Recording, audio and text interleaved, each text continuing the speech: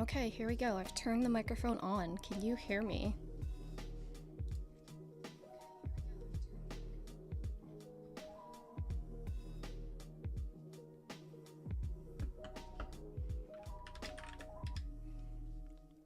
Yes, awesome.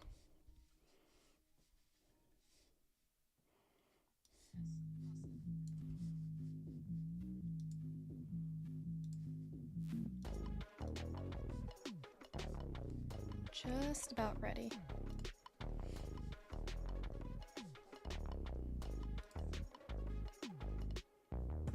Interesting, the chat's not showing up.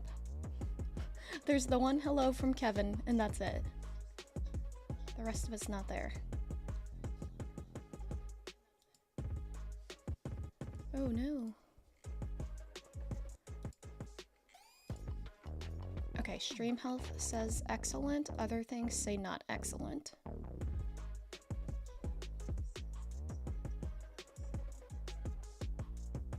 Oh, look, there are a couple just came in. Okay, maybe it figured itself out. We will hope so.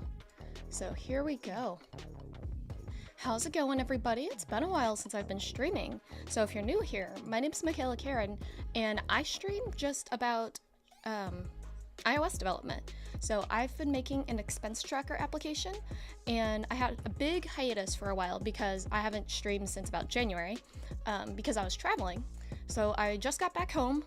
I may actually start traveling again, so this may not be super frequent, but I'm home right now, so I was like, let's do a stream. So you can subscribe to my channel, and then you'll be notified when I actually do go live, because it's not, right now, not super frequent, but you can also follow me on all the social media that's rotating that way. That's rotating up there, and you can be notified when I go live. So I am going to move, what is this? Still figuring out how OBS works again, because I forgot. So like I said, I'm building an expense tracker application. Ooh, let me also, I forgot to turn down the music a little bit. Is that a little bit better so you can still hear me above all the music? Sound is breaking up. Oh no, that's not good. Yeah, OBS was telling me it was not always green, but then YouTube was saying it's good. I'll keep on going for now. If it gets really bad, let me know.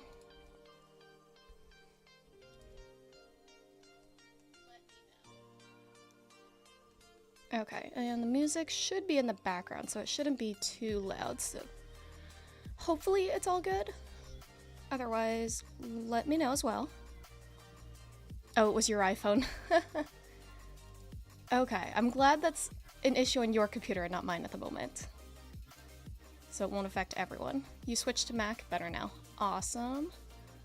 Let me close this window and let's get started. So yeah, I've been building an expense tracker application, and I had started this actually last year, and it was iOS 16 was going to be new. It was still in beta, and then this one, I was using some of the betas, and then now iOS 16 is already out, and we're almost down to iOS 17.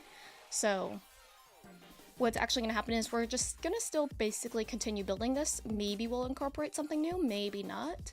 But I wanted to stream the whole process of making this application so you can really see all of the different thoughts that go into actually making an app that you don't really see from tutorials. So let's switch over now to my monitor, and this is my Buy Me a Coffee page. If you are interested, you can buy me a coffee at that link, and if you do it while I am live on YouTube right now, then you'll actually see your name, if you want, appear across like the screen. But I am going to make this smaller, move it over here. But if you do like this video, be sure to just like my video on YouTube, and that's completely free. Too loud. Which part is loud? My video or the Spotify?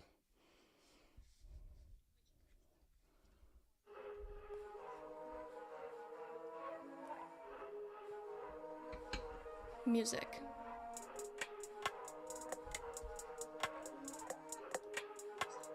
Okay, what about that now?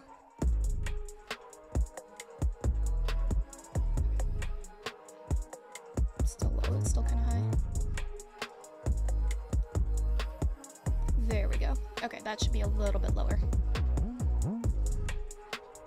Okay, so this is the application I use to track everything that I've been building. So this is called Linear.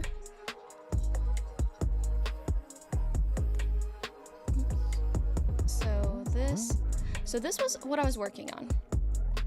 We were saving currency, and I had just come up with this new way possibly to save currency, because the entire time I've been building this, I've been going back and forth on how do we save money, because that is tough. So this article was one way to store money in a Postgres database, and a benchmark against alternatives. So this one used numeric, let's see, currency was text, but then it also had this one where we could have a magnifier, and that magnifier would relate to whatever currency that we have. Hey Anthony, how's it going? Okay, lower the music even more? Yeah. Is that better? Okay. Do you need it any lower? Okay, put it down even a little bit more.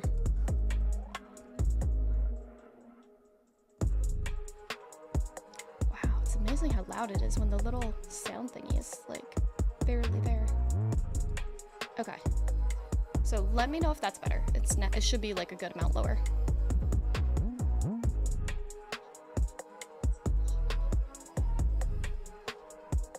If not. Okay, hang on. I just messed with it one more time.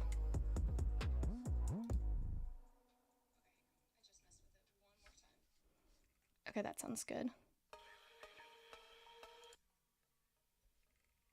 Oh, I see. Hang on.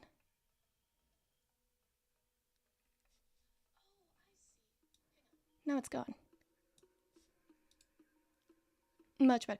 Okay, so what was thank you everyone for letting me know. What was happening was the display.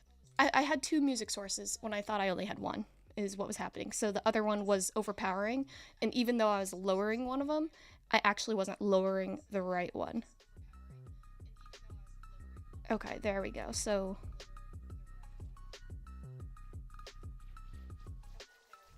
that should, okay, that should be good now. Awesome. Thank you for letting me know. And that's something still wasn't happening. So, awesome. Cool.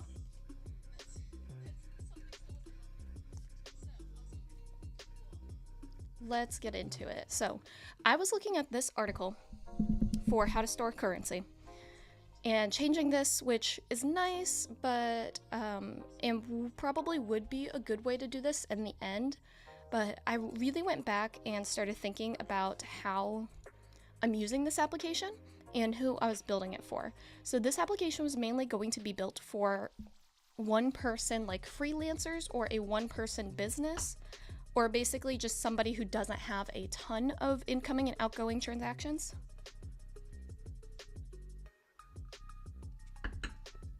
So because of that, I was actually, I was thinking right now it would probably be for like a single person freelancer, and then could go into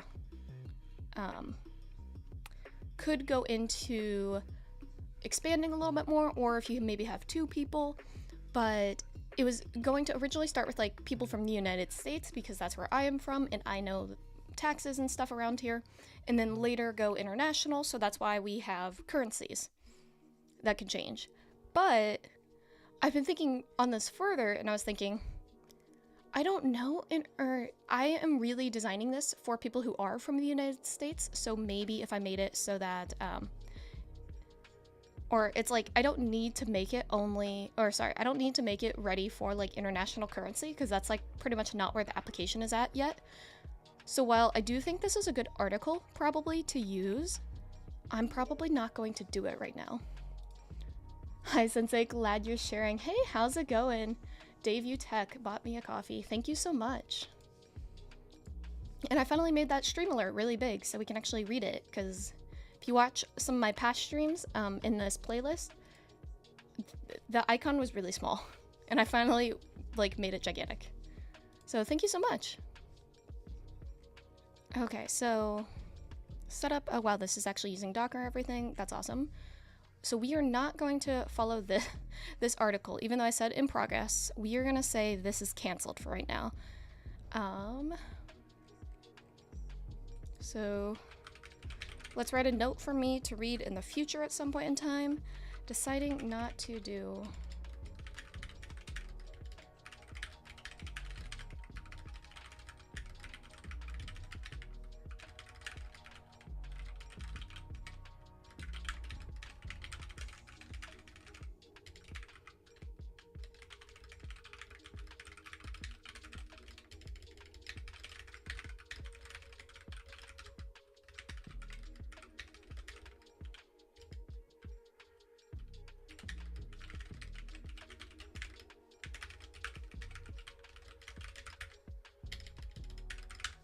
There we go. Better. Awesome. Hey, Kashal, how's it going? Okay, so now that we're not going to do that... Oh, this still might buy me a coffee. I'll drop this if anybody is interested as well. Move this over here.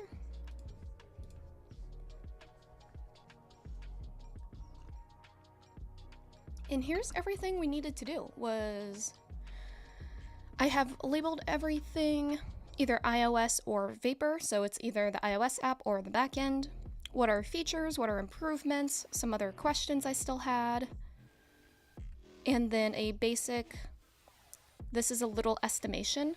So this is what's called t-shirt estimation. So this says medium or extra large, and you can kind of just make it up what's medium, what's extra large. But let me move this right here so it's by my head, but not covered by my head. Is terminal. So this is running Vapor. So the other thing I was working on previously was changing so we have some proper return codes, which could be useful to do. Technically we don't need to do it, but instead let's probably work on this. We have create and read expenses. So we are reading expenses right now, but we need to actually go about creating some. So I'm gonna remove this test application. Move linear back over here, and let's see what this app looks like right now. So this app right now is being built fully in SwiftUI, and then talking to my Vapor backend that's currently only running on my computer, and I don't have it running on a server yet. I haven't deployed anything. So I run the backend using Docker. So if we do Docker compose, actually open another Docker compose up db. That starts running the Docker container that's running the backend, and if we do Vapor run, which has actually been deprecated, and we have Swift run app instead, let's see if the backend still builds. Hey Scott, how's it going? So many people are here that I met at Deep Dish Swift. I met Anthony, I met Scott, I know Jay. Kevin's here a lot, Vince has been here many times. Okay, that's building slowly.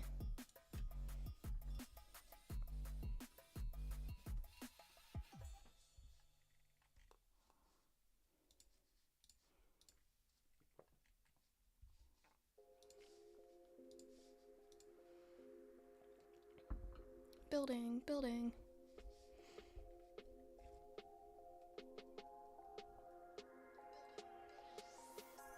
I'm gonna turn the music up slightly.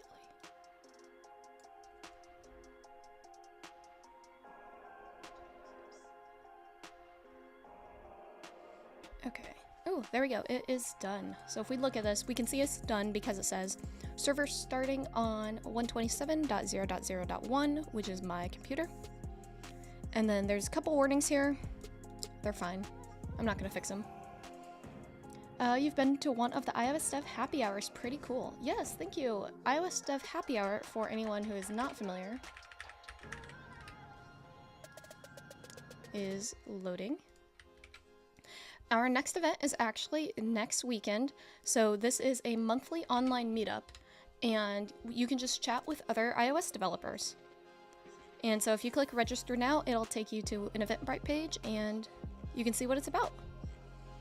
But it's completely free, and all you have to do is just join a Zoom meeting, basically. So we have our backend running. Okay, we're gonna clean the project. Don't ask again. Clean. Okay, I think maybe I need to build it first before running the preview. Okay, build. Oh my gosh, I actually hear the fans on my MacBook. Great to see the project's progress. Hope to join the next IDHH, time zone depending. Yes, it will be our typical time zone that we've had, which is 2 p.m. Eastern, 11 a.m. Pacific. Going forward, I'm not sure what that is. Like in European or Asian times, I'm not sure. You'd have to double check and convert it. Oh man, my laptop is getting toasty. The only time I hear the fans on my MacBook is when I'm streaming. Okay, build. Project builds. Ooh, what is that? That's fine. There we go, look at that. Okay, so this is what the application actually does look like. Let me just make Xcode bigger. We can run on the simulator later. Hey, thanks for subscribing. Sneaker30, welcome.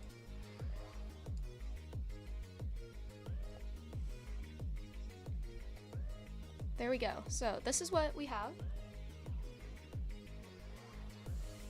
Excuse me. It's very basic. We just have the amount, the date, and some kind of description, which you can see here is in this VStack.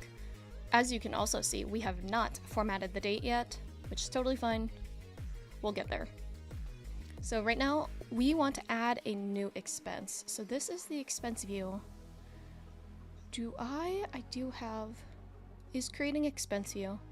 Okay, so we don't see it in the preview right now, but we do, I believe, if we run it.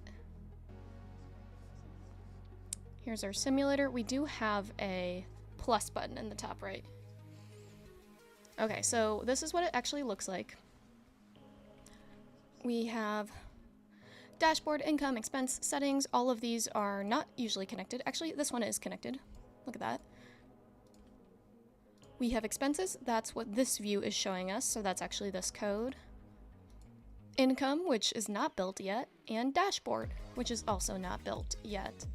But expenses, we click the plus icon, and I think, okay, this is new expense. Let's go look at that.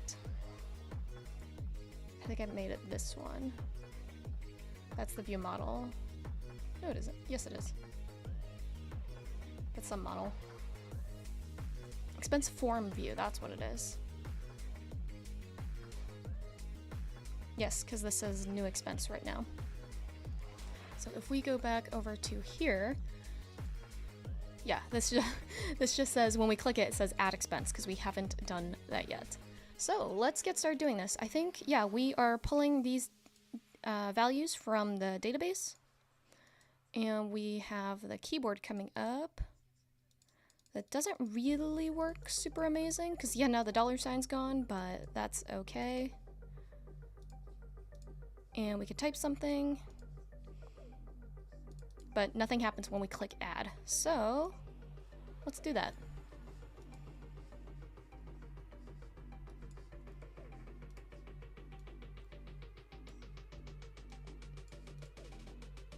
Oh man, I have to sneeze again. I'm gonna mute myself. Okay, all better.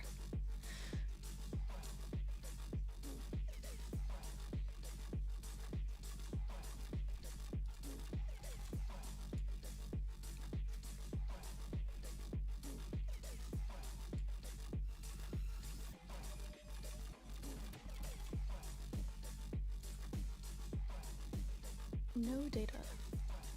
Stream is still good, right? Yeah. Everything still says excellent. Okay, cool.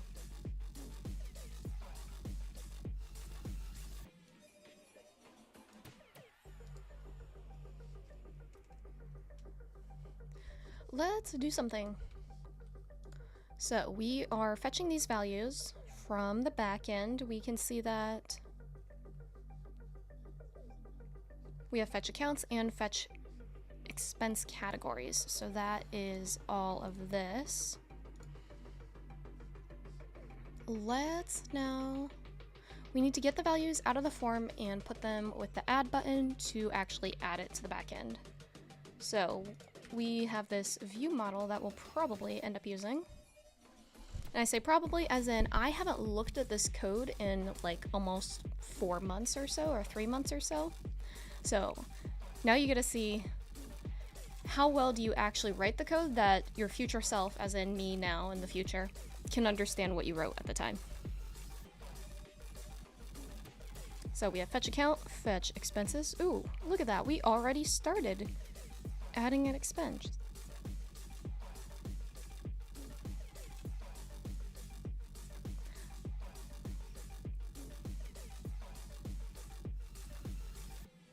Okay, we have a guard let. We wanted to make sure they choose something. That's right.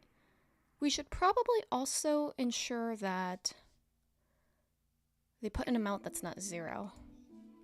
So I had hard-coded 0 here. And yeah, at the moment I'm also hard-coding USD was something as well. So let's actually...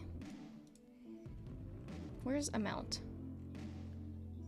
Okay, amount is a published property, so let's guard amount is greater than 0, else, whoops, there we go, else return. We should probably put an alert here. Do I have any other to-dos in my code base? I do not. We're gonna make a to-do. To-do, show an alert. So now if we looked at the jump bar here, we can see that that has like a little clipboard next to it of something we should do.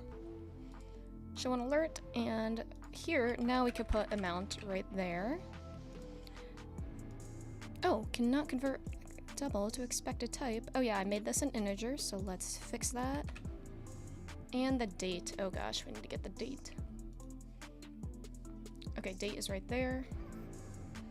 I'm gonna change that. I don't like that's just called date. We are going to refactor, rename. We're gonna call this date created.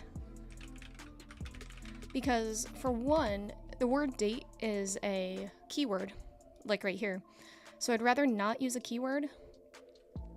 And date created makes more sense because that is technically what this is the date you're creating the expense. So that should be date, whoops, date created, that I just changed the name of. And cannot convert value of date to expected argument type of string. Expense is a string.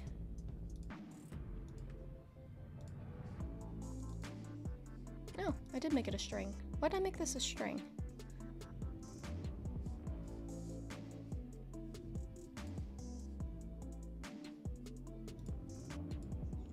Probably, am I saving it as a string in the backend? Let's look at our backend code now. So if I do open package.swift, oh, I'll keep both those open. Here is our backend. Oh, I don't like this song. Actually, kind of.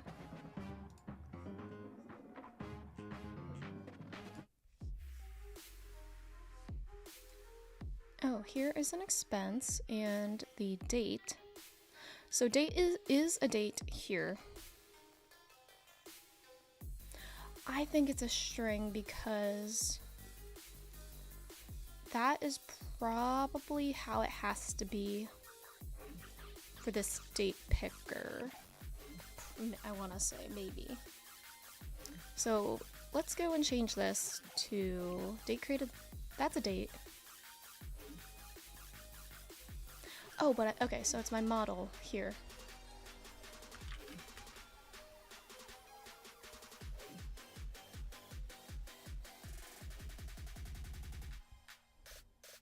Don't know what that is for, but we'll build, see what happens.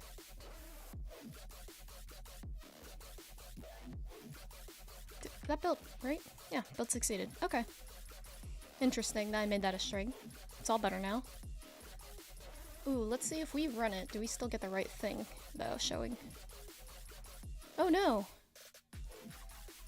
Expenses are gone. Couldn't fetch expenses. Error decoding data.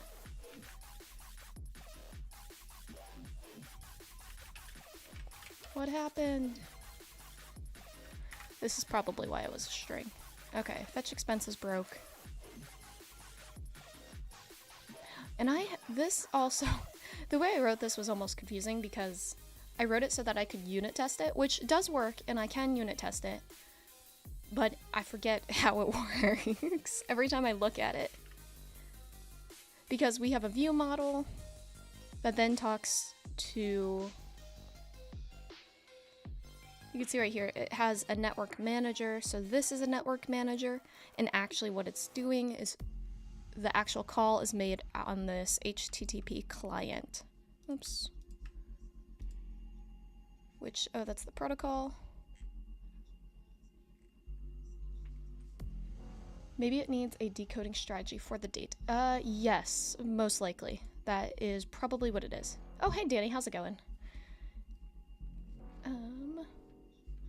Blanket identifier name should be enabled before that. And what's this? The disabled identifier name rule should be re-enabled before the end of the file. Oh, that's a thing.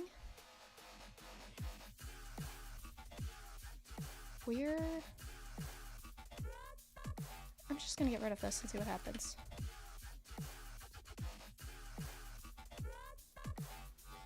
Okay, that's the reason for it.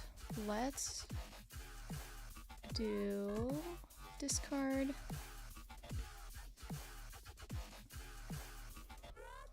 Hey, happy Friday. Yes, happy Friday. I like totally forgot it was Friday.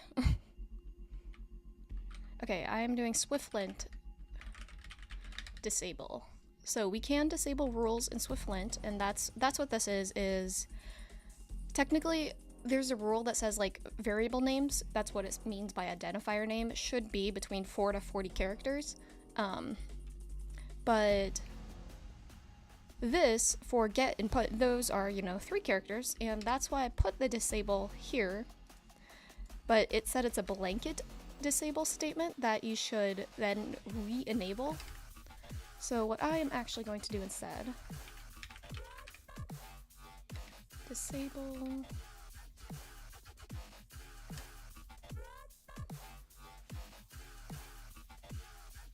disable rules. Rules can be disabled within a comment inside source file. The rules will then be disabled until the end of the file or until the linter sees a matching enable comment. So technically it wants me to put a disable and then a re-enable. But actually what I want to do is disable SwiftLint disable colon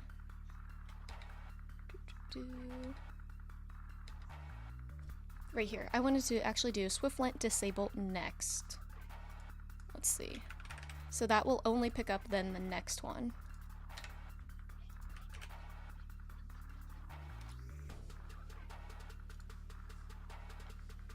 Okay. Get should be between... Oh, does this have to be on that same line? Let's see.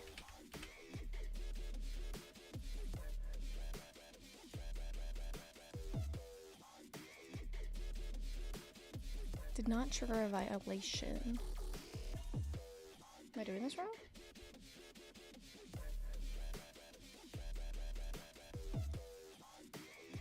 Okay, instead of next, let's do this. There we go. Excuse me. So what I was trying to do was disable next, which I believe was trying to get the next line. Is I think what was happening, as opposed to disable this, is disabling something that may happen on this specific line. So I'm also going to open my terminal because I use Git with terminal usually, so we have SwiftLint disable. Okay, that's fine. We're not even getting into this yet, but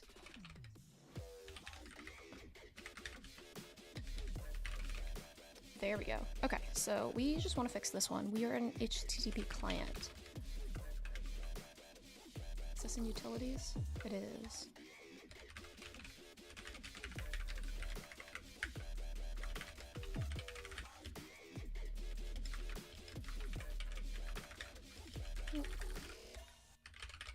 There we go. Ooh, let's look. When was the last commit? The last commit was from January 20th. Okay.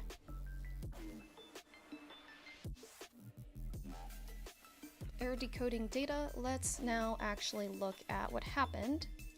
So if we go to... We made networking, that's it. Networking conforms to HTTP client, and yeah, all we are doing right now is checking if it's 200. If it's not, then yeah, it couldn't decode. Let's see, can we print the error here?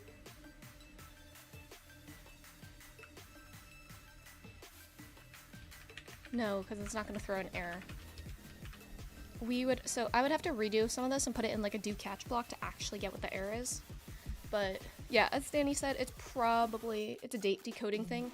That was the reason why it was a string. Hey Tayami, how's it going?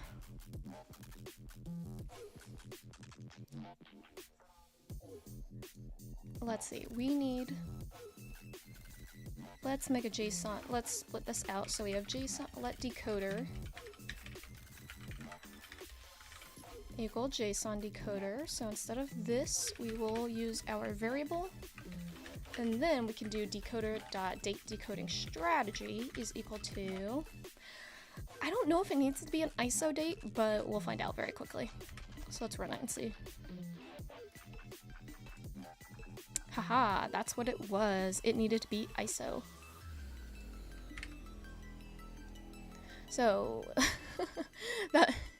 that's so funny. Look how long this date is right now. It like is annoying me to see this, but I know I want to change that later. But it like annoys me that I'm not going to do it right now, but like every time I see it, I'm just like, oh my gosh.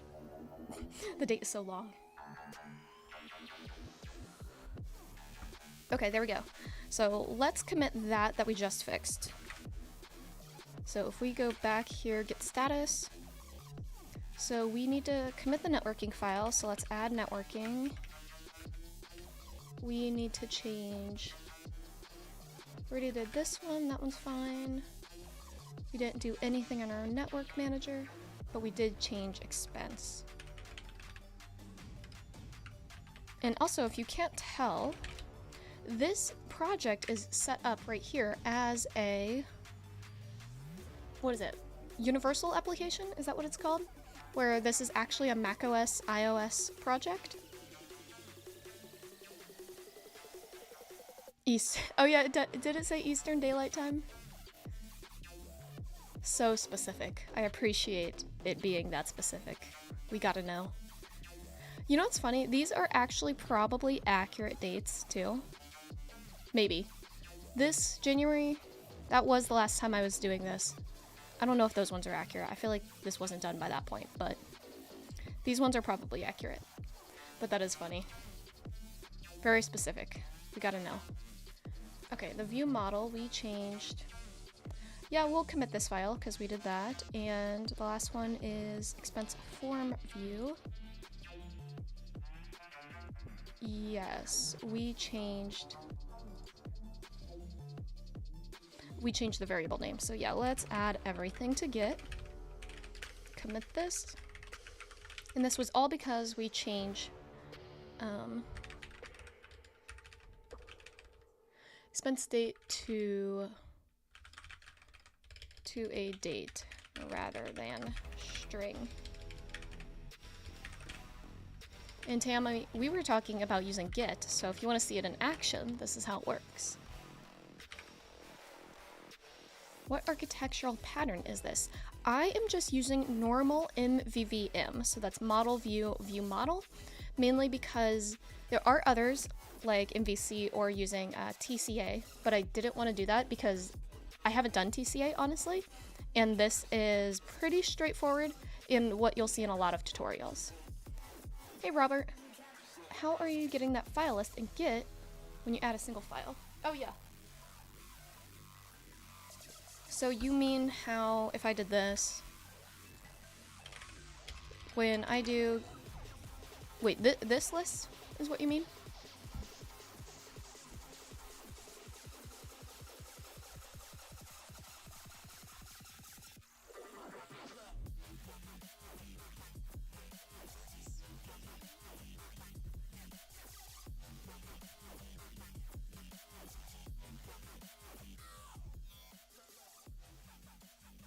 Sorry, this music is very upbeat. Tried turning it down even a little bit more. No. Oh, I'm guessing you mean when I do git add and this thing that comes up, right? This autocomplete? Yeah, this is, oh, where'd Safari go?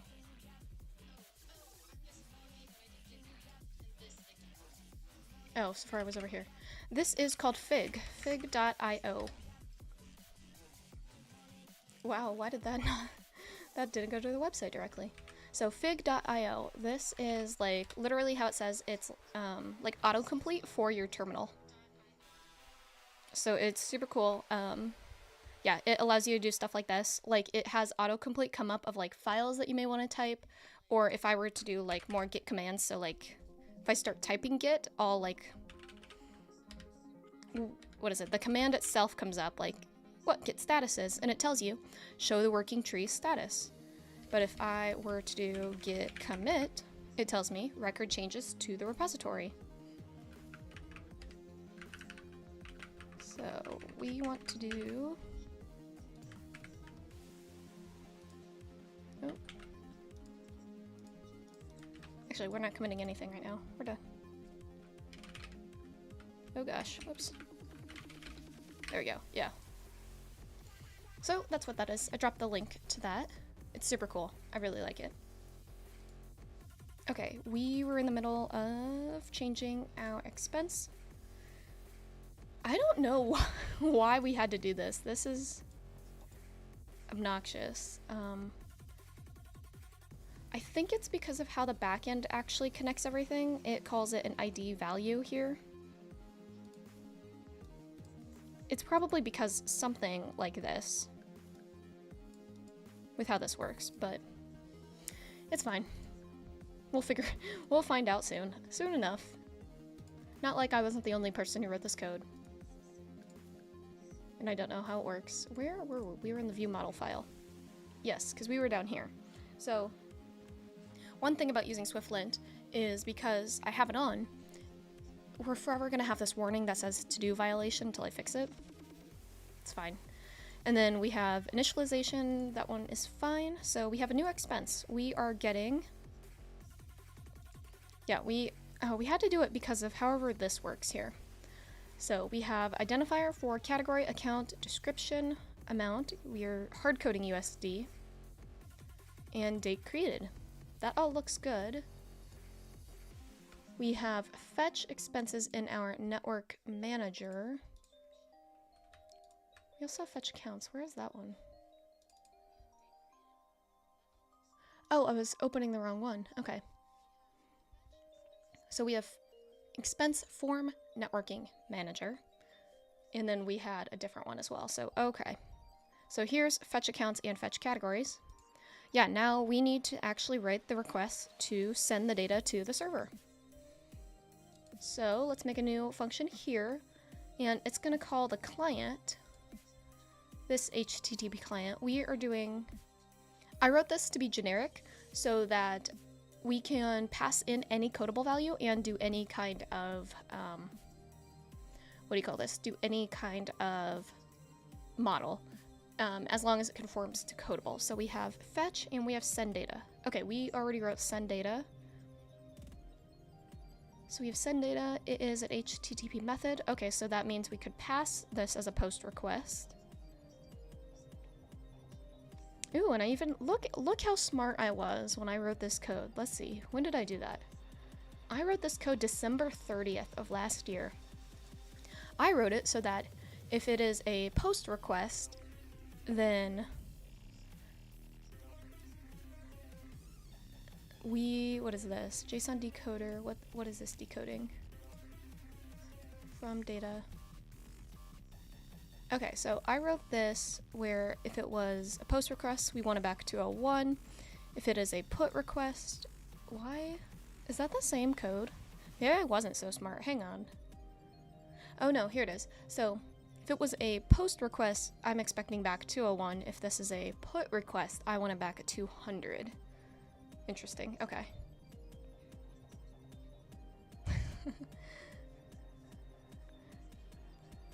So this is written. So actually, we just need to call send data. We just need to make a new function.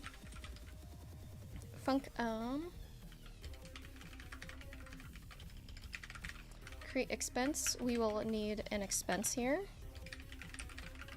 And this is of type expense, and we are going to get back the expense.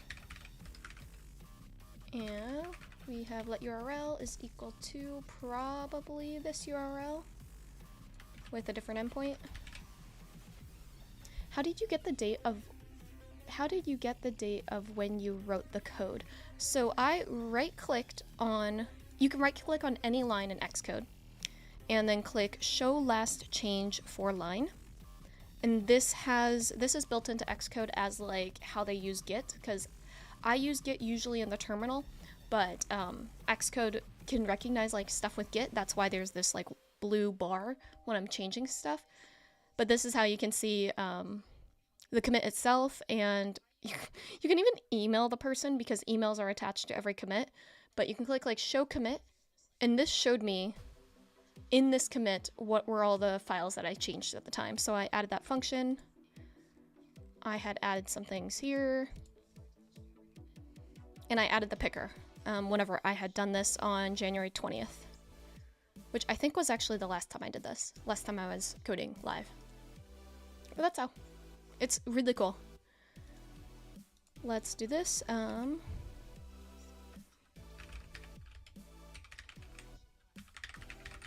Let's call this created expense is equal to, which this is an expense object, try await. We need http client.send data. This function needs to be async. We want to send it to the URL. The object we want to send is expense, and this is a post request. Oh, I should totally make this http. Oh, that's gonna change. See, this is what happens when you come back to your code after a long time, is you see how you wrote it the first time and you don't like it. So http methods.post.raw value. So this has to look like this. What I wanted to do was automatically fill in HTTP methods, but the way I wrote this originally, it is expecting here a string as opposed to expecting,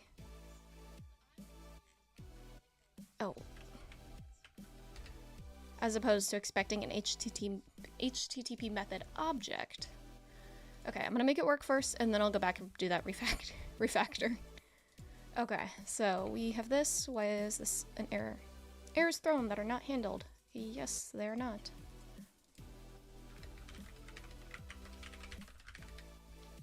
Okay, so we will put this in a do catch. And not do anything with it for now because I am good at coding and I don't have errors in my code.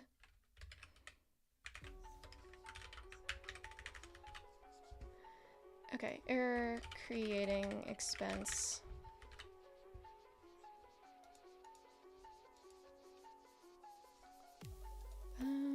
What do I want to do?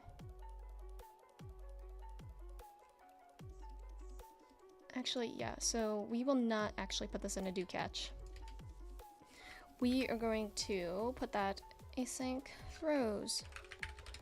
So that means we're not going to handle the error here. If it does throw, we'll handle it at the point of actually using this. So we have this, and then we want to return created expense. There we go.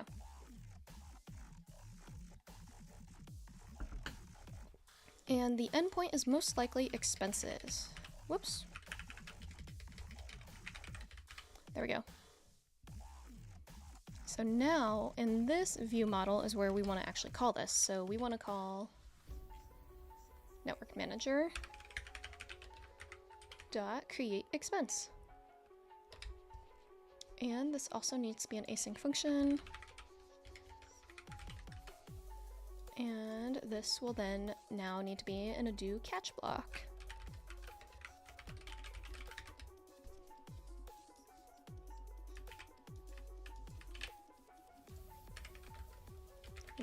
Oh my goodness.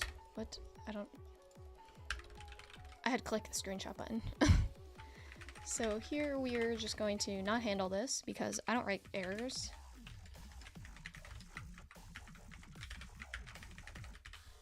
And we're just going to do that error.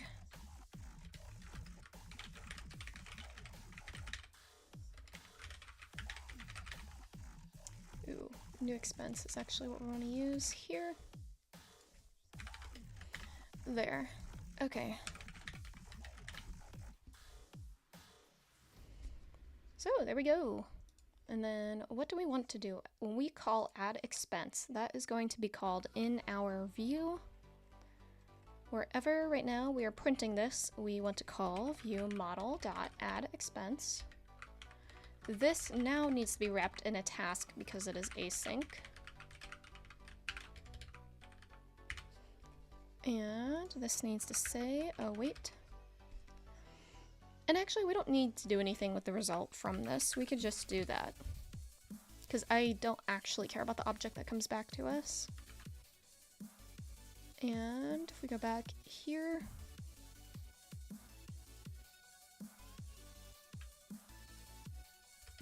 hang on, that one doesn't return a value, so here is where we could do underscore equals.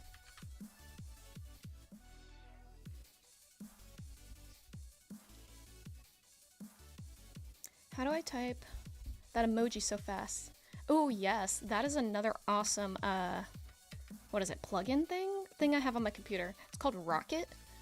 So if I type like unicorn, just type colon and then start typing like as if you're kind of like in Slack, this little pop-up comes up. So you're seeing the Xcode pop-up, but also this one on top of it. So if I hit enter now, it has a unicorn. So that is an application. Where is it on my computer? Hang on. Rocket. Ooh, we're gonna skip updating right now. I'm trying to get the application. I think it's called Get Rocket. Do I still? There we go. Here. Let's see. Get Rocket emoji. Here. No, it's not that one. Oh, I can't search. What is this application called? Rocket. I'm trying to click on it. It should be over in my little...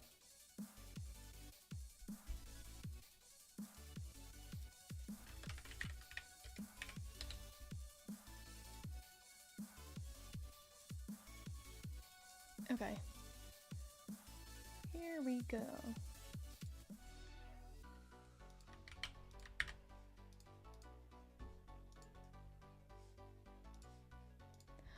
I had it hidden in my, what do you call this? On my menu status bar thing. Where is the what? I just want to link to your website. Okay, here is the help website. So does that mean home? This person. Okay, apparently this is actually on this person's personal website.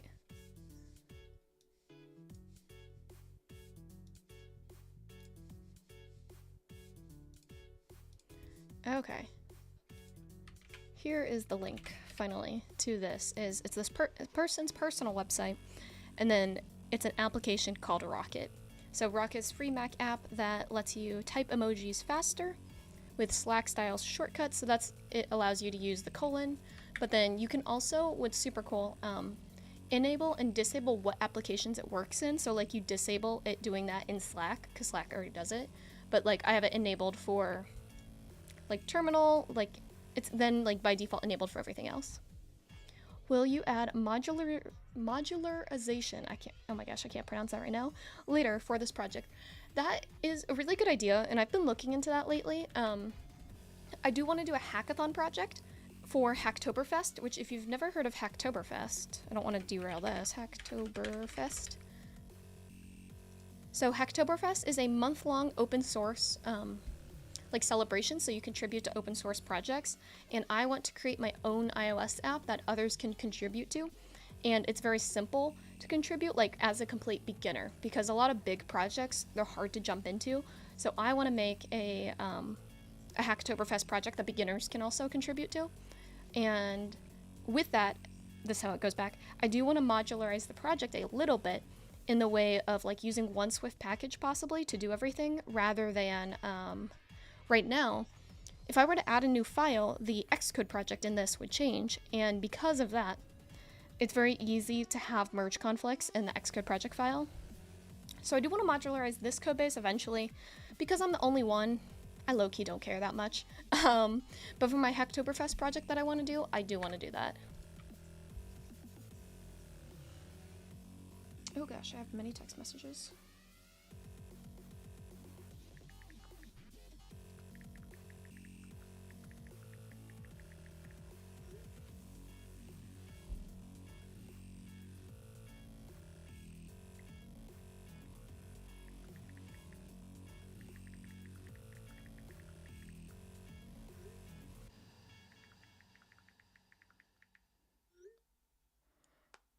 I'm sorry. I put my phone on Do Not Disturb during like streaming, and because of that I miss messages. But I was just messaging back my friend.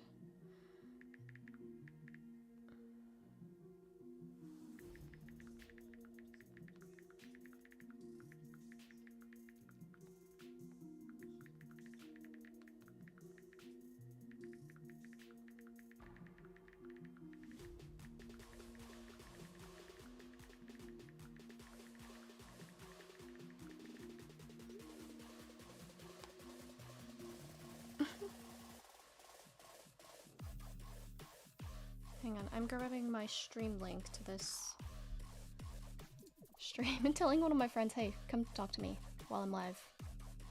So I'm not texting during this whole time. Sorry.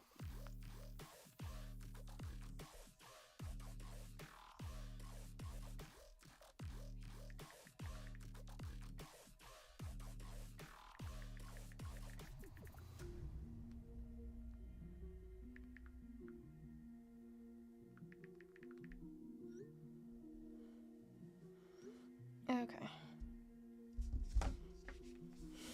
Oh man, texting is fun.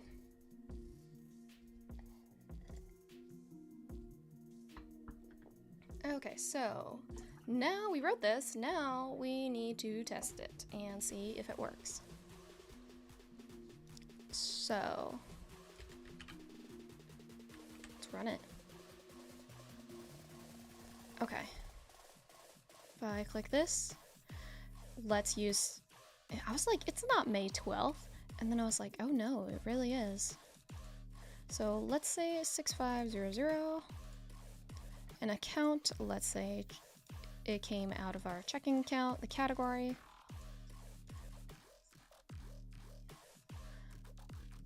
Hang on, this doesn't make sense. Oh, these values may not just in general make sense because, yeah, there we go. It's, I think just the test data that I'm kind of using doesn't make complete sense, but this is fine.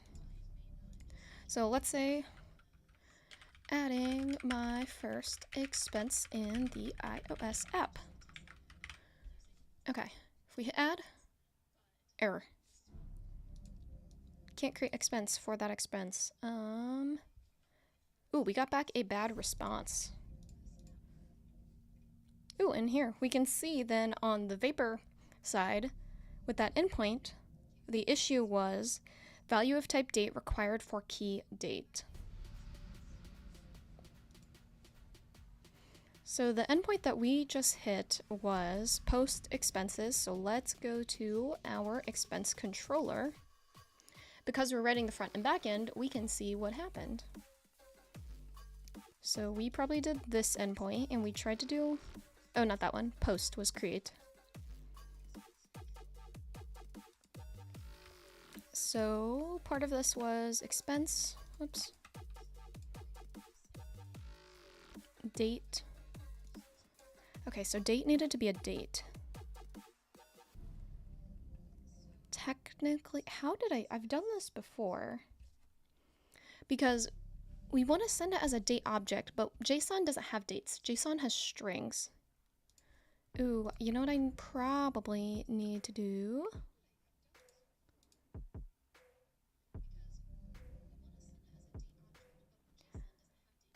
We need to also, it's going to be something with the date decoding strategy. Let's look it up in the docs. What do the Vapor docs tell us to do? Oh, here's my Buy Me a Coffee link. For anybody who may be interested, you can buy me a coffee while we are on stream, and you will see your name pop up over there on the actual stream. But if you don't want to do that, totally fine. You can also like the video. So we are looking at Vapor docs, which is docs.vapor.codes. Let's look at basics. No, let's look at Fluent. Model, maybe?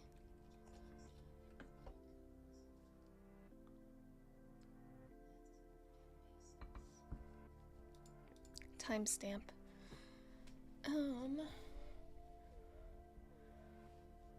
Okay, so that is a timestamp object. We're just using a date object. I don't know if that'll matter a lot.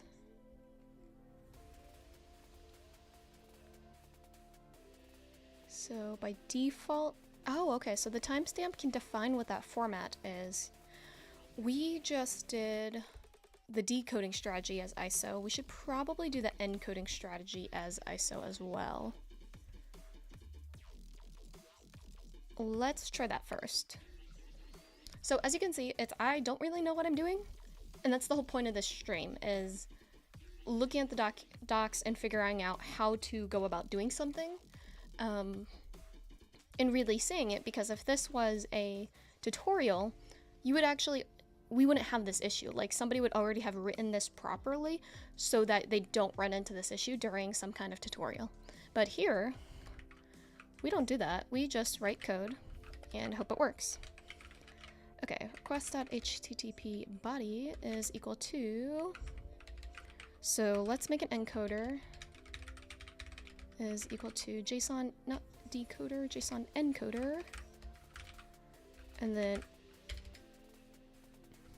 is this gives us back data, I believe, right? When we encode.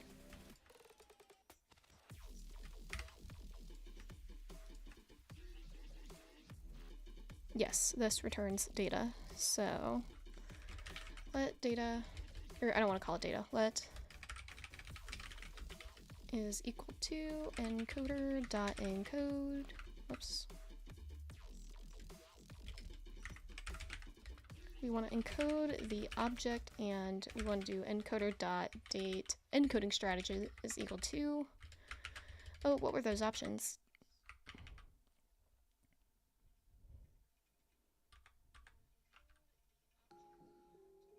I don't know what that means. Base 64 encoding strategy. We'll see. This needs a try. That doesn't have to be a question mark. That can actually be a... So this would be encoded data. So we can get rid of this line. We basically broke it up.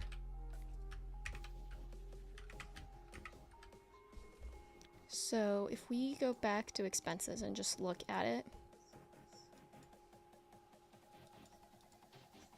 we don't have swipe actions now.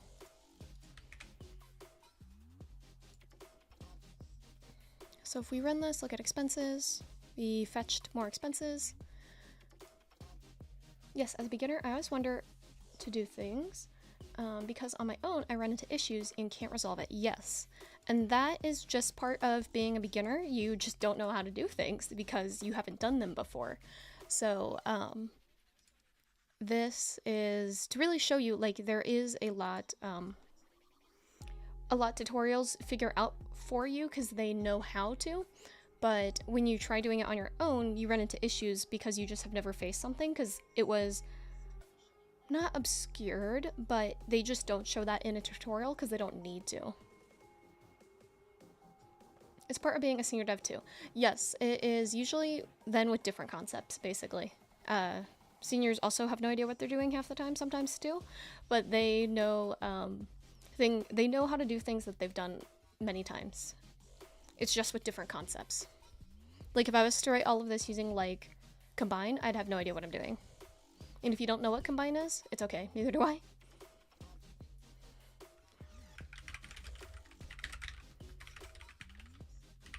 Everything changes so fast that senior devs only help you figure out how to learn. Yeah.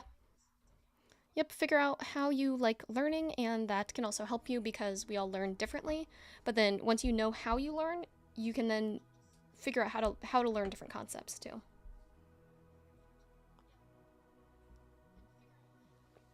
You're done with your second app that is built in UIKit. Only thing is if I want to persist the JSON data into core data compared to user defaults. Ooh, fun. So you wouldn't technically store the JSON in core data. You would store it directly to core data though, right, Kevin? I have that with an app that I'm working on too, as I'm storing the data one way and I need to convert how I'm storing it. Okay, here we go. We're gonna click add. Warning. Value of type date required for key date. Okay, we're still doing it wrong. And we get throw bad response. So what's happening right here is, ooh. Oh, hey, Danny, thank you. I hope you have a great weekend as well.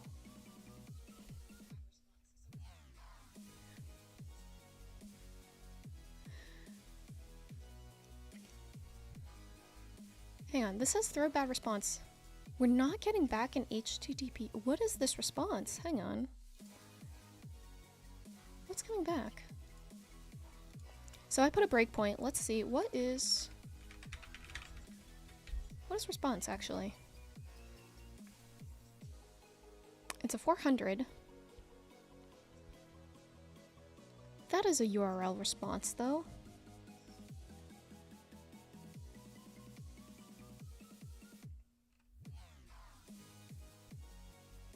You need to store it into JSON. Kevin, explain. Like, right now if you're storing the data in user defaults, that's fine. If you want to store it as JSON, you wouldn't store JSON in core data. You would store it like as core data objects. But you could store JSON data as instead, like to the file manager. So if you go to youtube.com/Mikaela Caron, my channel that you are already on. Hey, look, I'm live. You can go to videos. I would say watch this video, choosing the right cloud database, and a video that I need to actually upload, which actually goes more in depth on all the different ways to save data. You can watch it not on my channel. It's on iOS Conf SG. I just haven't uploaded it to mine yet. If we go to videos.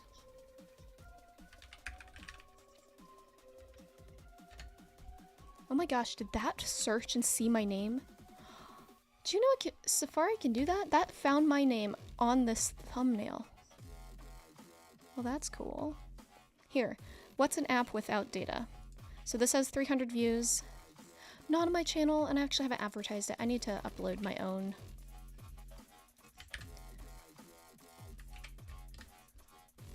I would watch that.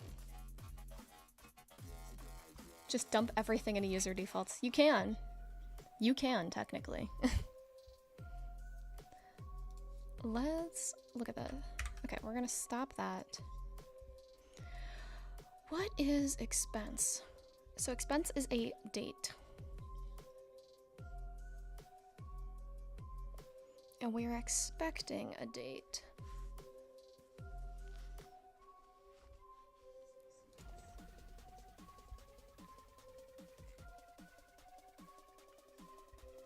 The big point of database is structured queries. If you're just storing and not doing a lot of sorting and filtering, then just save the data to disk with data.rate. Yes. How simple the app is, user defaults, and fine. Do it. You can. But yeah, Pixel Science, because that's your name on here. Yeah, that's a good point. It's if your data, if you're not doing any kind of sorting or filtering that's super advanced, when you save to disk, you're always going to be reading and writing the entire data set. So that goes into however much memory that takes up. So you're always reading and writing the whole thing, which is totally fine. But that's what happens when you save to disk, as opposed to, yes, like they mentioned as well, when you use a database, you can query your data differently. So like mine, I have all those expenses right here. Whoops. It's fetching everything at once, but if I wanted to, I can change it so I will only want to fetch expenses that have like a certain category.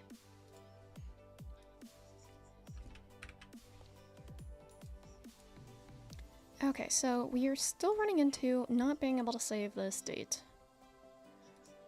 So if we go back to our code on the server,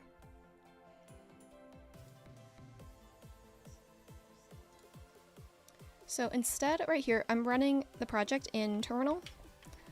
I am going to stop doing that and instead run it directly from Xcode. And then we can use breakpoints, whereas if you use terminal, you can't do that.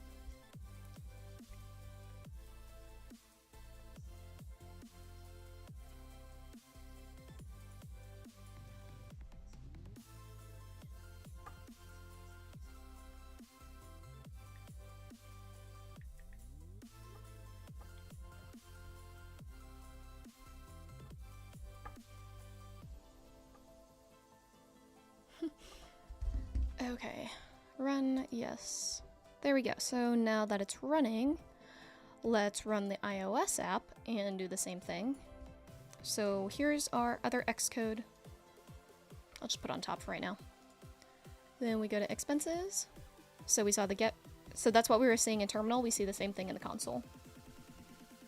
Let's do this again. This is sadly going to fail.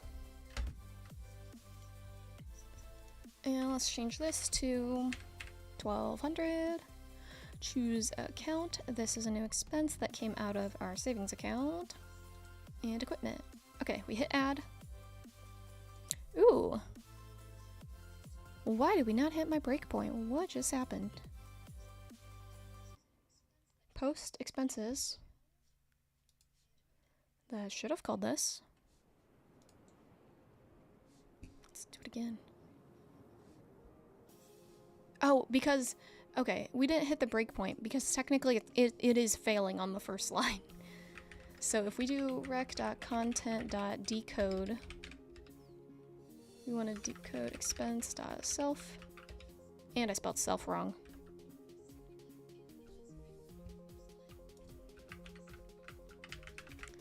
Oops, self. There we go. Okay, what is actually failing? Here is the better error that we get. Yep, it can't decode date. We knew that. Expected to decode a string but found a number instead. Yes, because the number was a date. So we actually, yeah, we just need to send it one way. We could just send it as a string. Danny, if you're still on here, do you know? I can do this by, yeah, changing the encoding strategy, right? Possibly also changing the decoding strategy, but yeah, it has to do with the date. When you send it as JSON, it's set as a string, not as a date object. So yeah, it's failing on this first line is what's happening. We'll stop that, continue.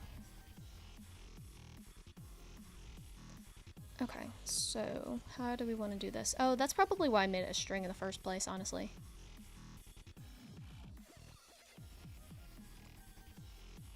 I'm double checking dark model, unlike one portion on my other app you showed. Wait. Oh, double checking dark mode. Oh, yeah. I know what you're talking about. So I was testing Kevin's app and I was like, this page is blank. And he was like, oh, because it only worked in light mode and didn't work in dark mode. It happens.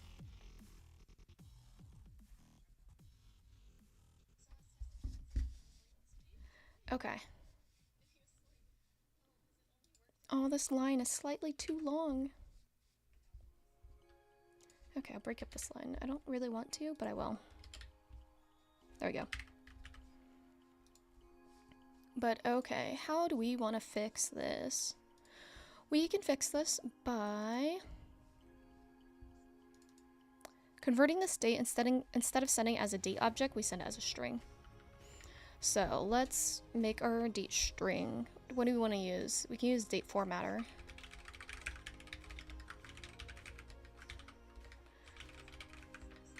Dot string. From date, we want to use date created.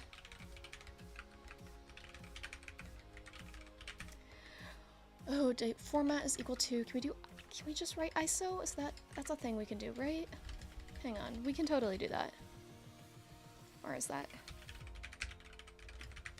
Date formatter ISO.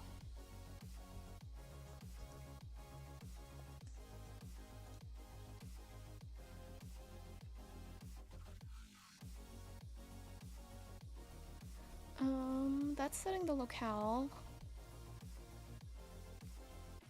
Or, okay, we could use ISO date formatter. That's from string.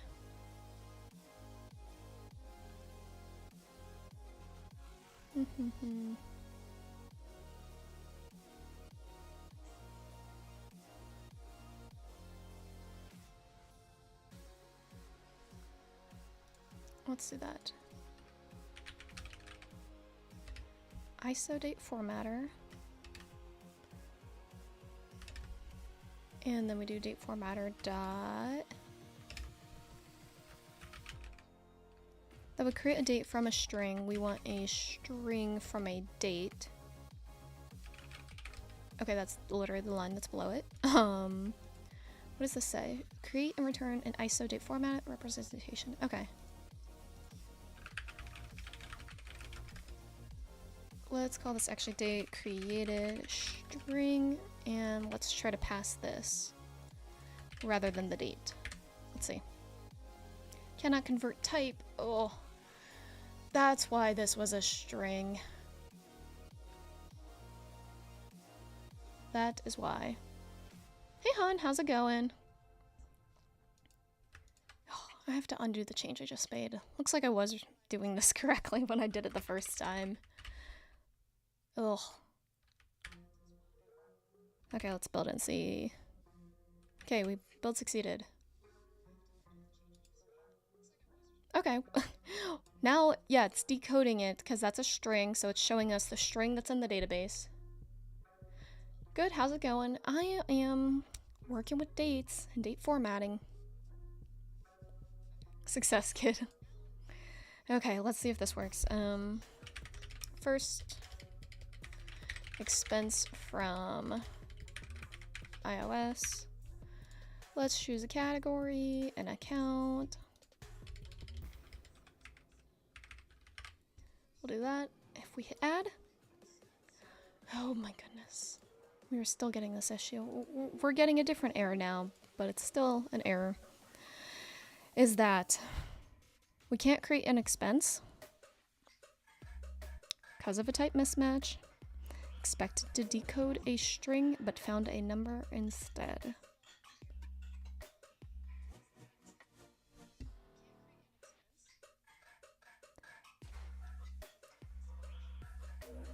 Okay, if we go back into create expense, this is actually in send data. We want to look at this one.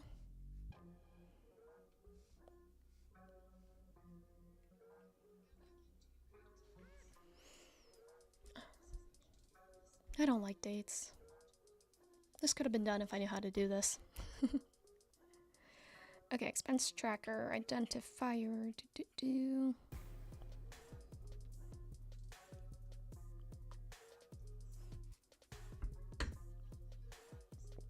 found a number instead. So that would be we are encoding it. So that would be in this decoder.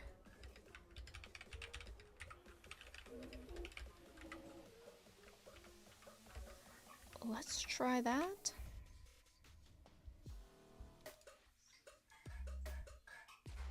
Oh, wait, it was created. Okay, so I think I think it worked. It did get created, so this whole thing worked properly. We got created, but what failed was back on the iOS side. This, I think, failed. Encoder strategy. Okay, yeah. Yeah, because I have data. So I set the data encoding strategy to base 64 because there's not an option for ISO.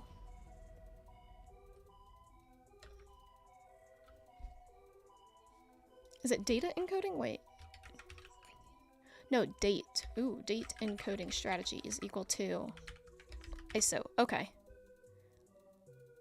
So if I do that, I was supposed to make a to-do app, made a task app instead, because including date is just over my head.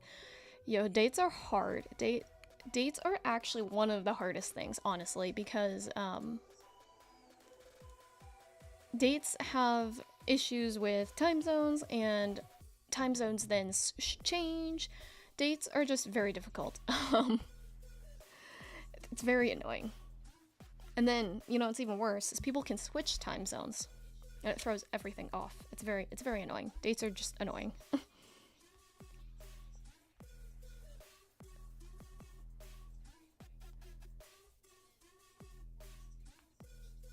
Okay. Okay, I can define a universal one of these, I believe. So let me try this real quick. Let's make expense again back into. Let's make expense back into a date and model. We don't need to do this. We're going to use date created like that.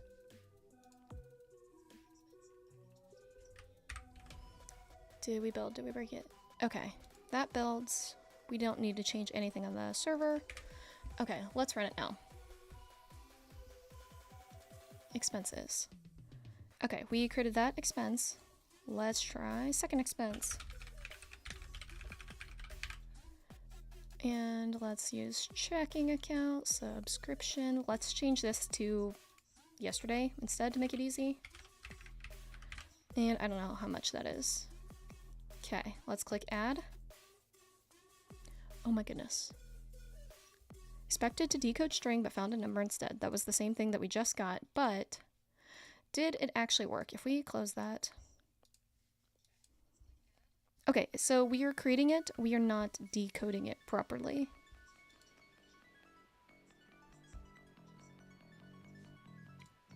Oh, I could be doing this wrong actually on the server side. Just these.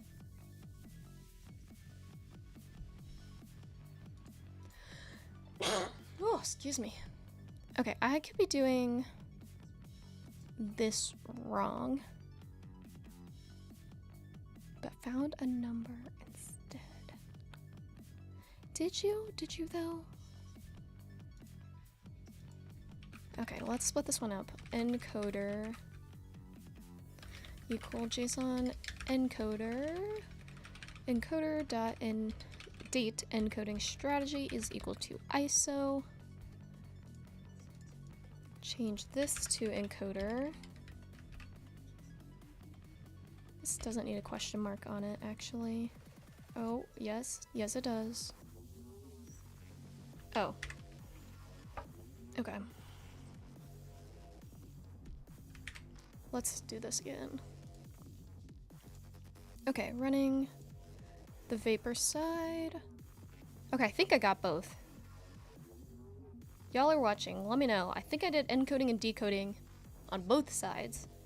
Have to find it properly.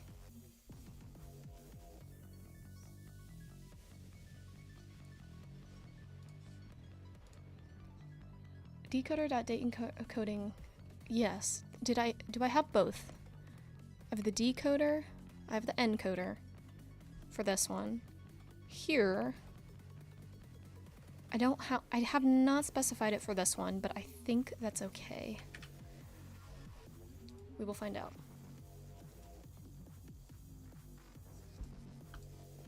Okay, we can see let expenses. Let's try for a third. 90, 900. Okay, we'll set this as. Ooh, so this is a thought. Is should I let people be able to enter expenses in the future? I'm gonna say yes for right now because I don't care. But maybe in the future, maybe I will care. Okay, we're gonna say May 7, savings account, equipment.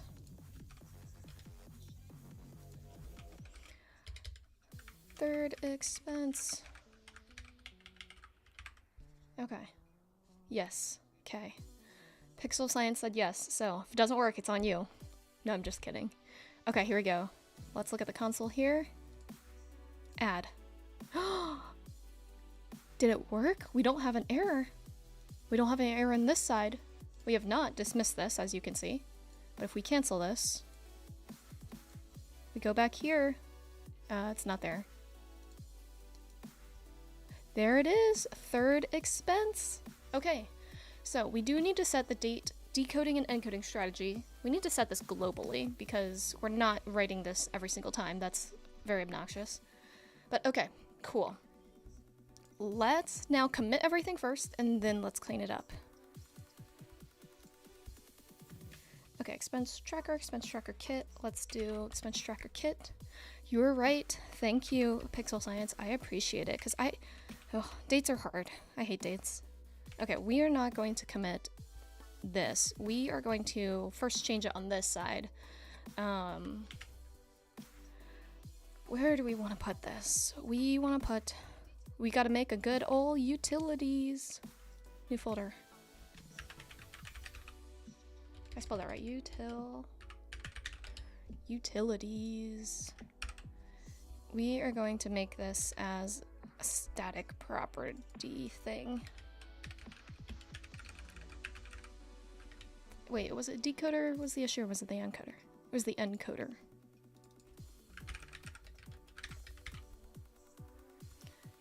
Okay, so I'm like, I know what I'm trying to do and I know it's in my work code base, but it's like, I can't bring that up. I want to do JSON encoder. What is it? I want to like override the date decoding strategy. Can I write that? No.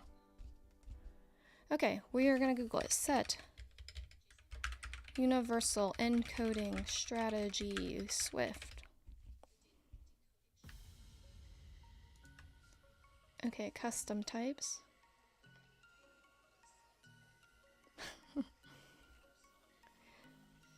Date and time are leaky abstraction. They're political concepts and not mathematical. Yeah. It's funny. Okay. Encoder decode exclusively. Coding keys. This is actually a really good doc. I'm gonna drop this in the comments if anyone wants to read this. This actually looks like a really good explanation for how to use JSON encoding and decoding guide. This actually looks super useful. Not for what I'm trying to do, but if you're new to JSON decoding and encoding, this is actually pretty cool.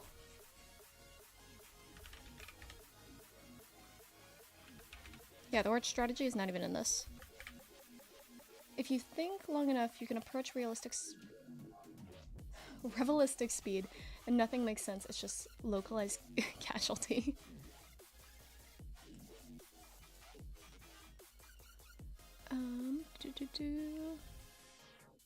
Oh, haha, this is funny. This is something in Vapor. This is an issue that was opened. Okay. You can override this, though. I can't remember how. No, Tim, that's exactly what I need. Yeah, so this exact thing. I need to override this so you don't have to continually define it. Is that what this is asking? Yeah. Okay, wait. Do we have the answer? We can override. So this is talking about overriding something else, but same thing. Ooh, here we go. Okay. So you can add this to your configure file, var content config. We create a decoder and encoder. And then, oh, look, yo, see, Googling is amazing. Okay. So we actually don't need this file that I just created. So I'm gonna just delete the whole folder. We are putting this in configure. So it looks like it doesn't matter where. I'll put it right here. So we make a content config. Oh gosh, can't find content config. Oh great. We'll get there. Works on Linux and Swift 5. Not applies to JSON return from the database using a raw query. Oh, interesting. Okay, we're not doing that though, so we are fine right now. We are not doing the key encoding strategy, which is another thing, but we are doing the date encoding is equal to ISO. Date decoding is equal to ISO. Okay, what is content config though? It doesn't know what content config is. Okay, so if we find Vapor content config, we could probably then find where it actually comes from. No, I think this is just going to tell us what content is custom coders. Ooh, here. Content config.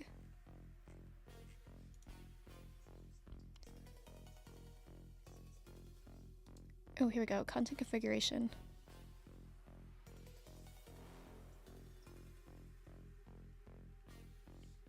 Do we need to import content? Is that a thing? No, content is not a thing. This is part of Vapor. Content configuration. That's what we're using, right? No, we are specifically using content config, not the whole word configuration. Okay, but we are doing this stuff.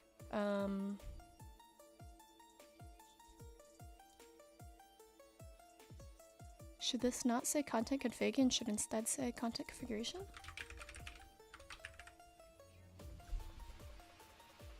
Okay, there is content configuration.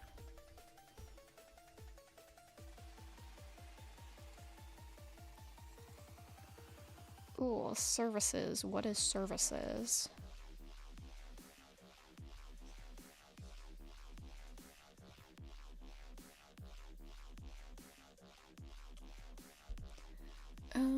How do we use this?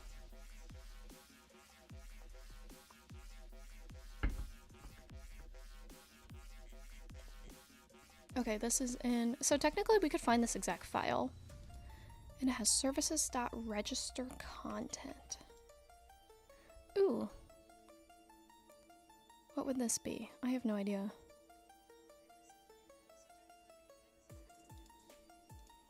Configures encoder and decoder when interacting with HTTP data and messages. Yep. So...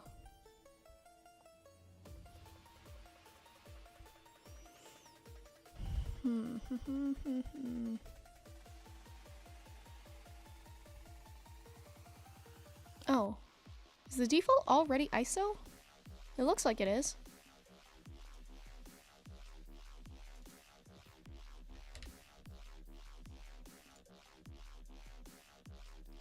Where do we use content configuration? Because they do services.register, but we don't know what services is.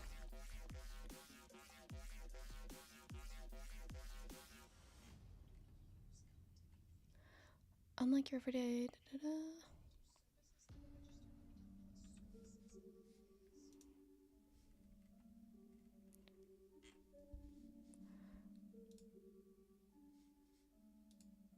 Let's just look up services.register Vapor.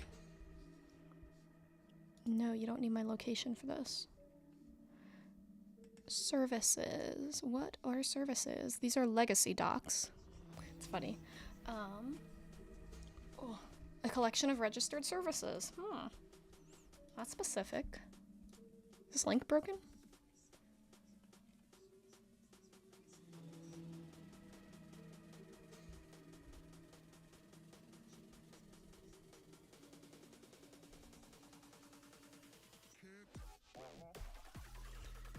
How would we do this? Maybe it's part of app? Let's see, app.servers, not what we're looking for.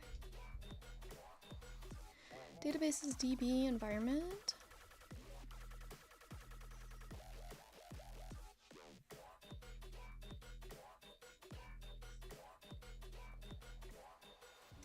This is not it. What is services? Okay, wait, when was this posted? This was posted a while back ago.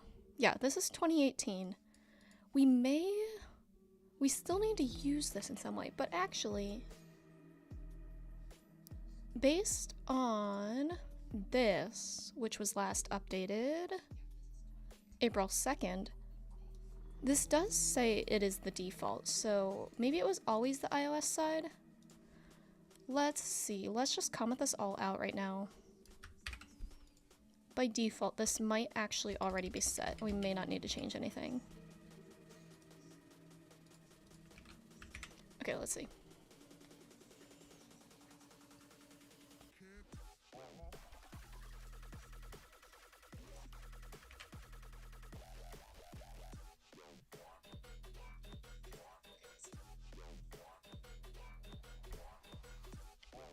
Okay, we did expenses, we got that expense. Oh, so you can see this is just being ordered not by this date because, you know, I've changed it. This is apparently just fetching it, however, because I'm not specifying probably. Okay, let's do 700. Let's change this to 10. Checking subcontractors. Hopefully it all works, and the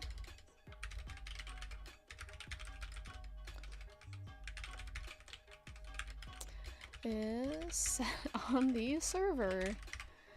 Okay, one thing to probably add is this should be a box, not like a single text field. Okay, click add. Ooh, okay. So we definitely needed it here because it is not encoding it properly. Expected to decode string but found number. Okay.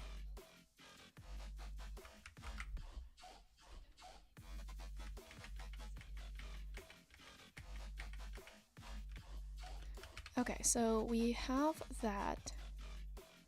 Try encoder. Okay, that. There. So we do need this. How do we do? Because this is just creating variables, we need to eventually say how these are used. Content. Like add this content part to something. Because this, see, this has this by default. I would think that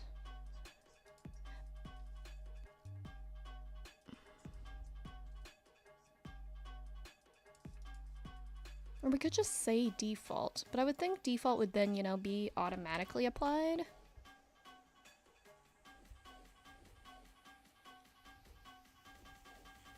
Where do we set this? Set content configuration.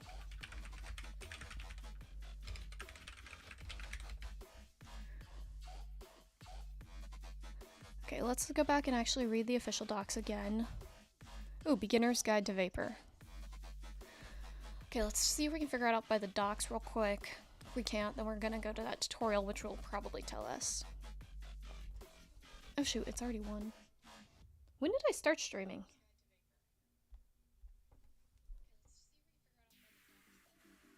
Oh, I started streaming at 11:15. How long have I been going?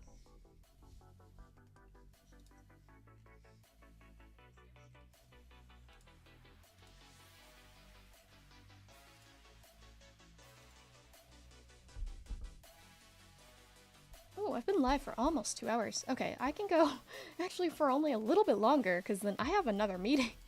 I probably... if Han is still in this chat, it's my meeting is with Han and some others.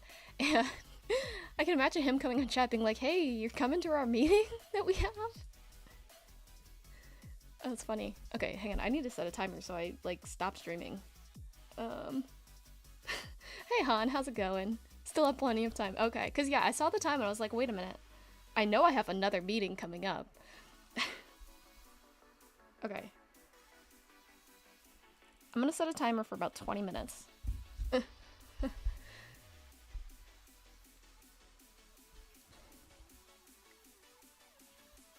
Okay, let's see.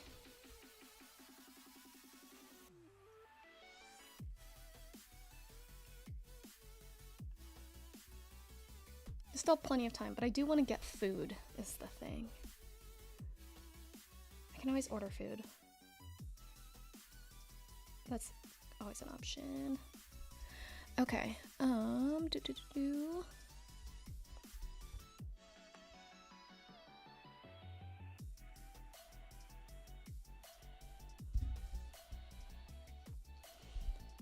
single value, okay, I can do that. Hooks. Custom code, okay. Paper specifies 2 protocols for handling content, yep. Whoa, did that sidebar just appear? Did you all see that? I'm watching my own stream. This is actually, hang on. My stream is not delayed that far. Okay. I had the same thought, which is why I'm getting food now. Yep. I have a timer, so I will get food. I may roll up a little late to our meeting. Okay, wait, yo, here we go. I just needed to read the docs further. Conforming to these protocols allows your custom coders to be registered in content configuration. Yes, that is what we are trying to do. How do we do it? Does it tell us? No problem, cool.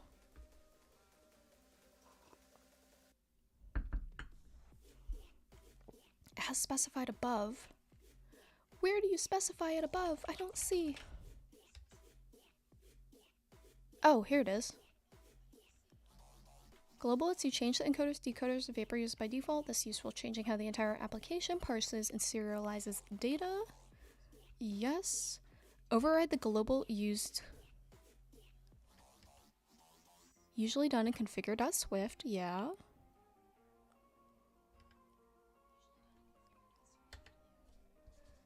But how? Do we just do this? Okay, I think we just do that. So if we actually...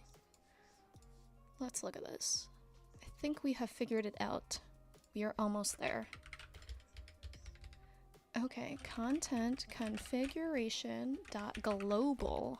Is this a static property? That's what I'm guessing. Global, yes, is a static content configuration that uses the default though. What is happening? It uses the default for JSON, which is exactly what we're setting. This should work.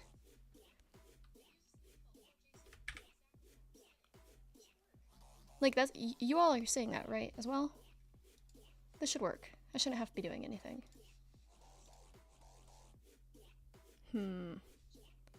It said decoding and encoding strategies. That's what that said, right? Config, use, custom.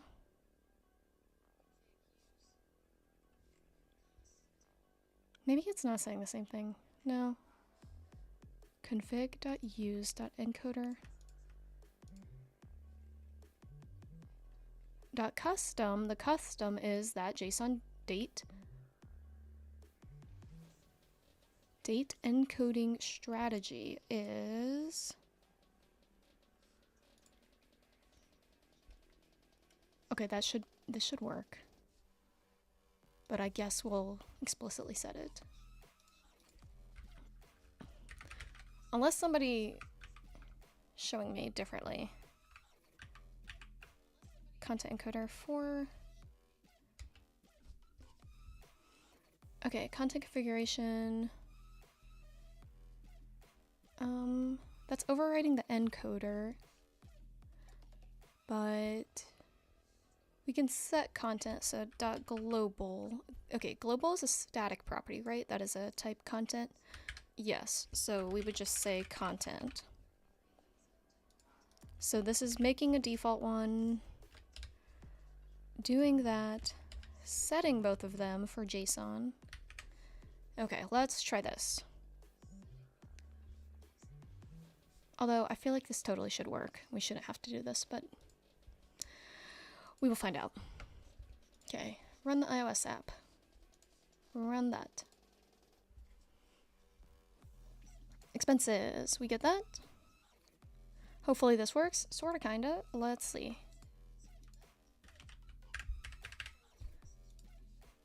May 1st. Ooh, I'm gonna do professional. Okay. I really hope this works. Add. Look at that. Now it works.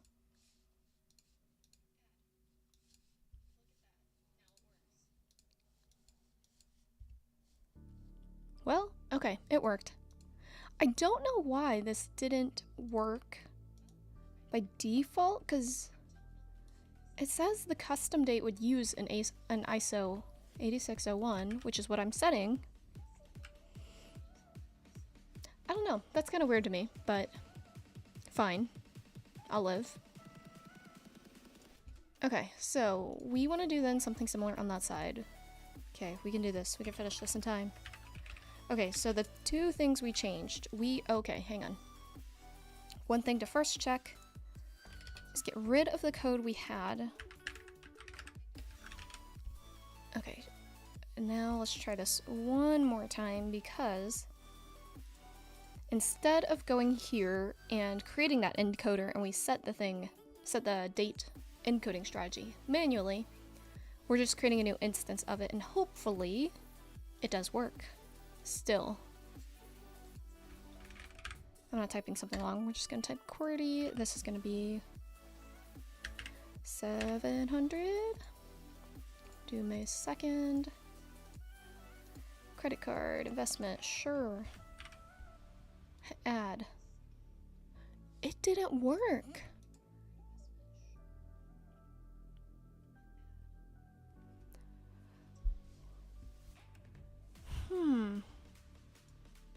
I should not have to specify that encoding strategy manually. Link got removed by YouTube. It's a good date formatting resource, but uses a bad word in the URL. Does it really?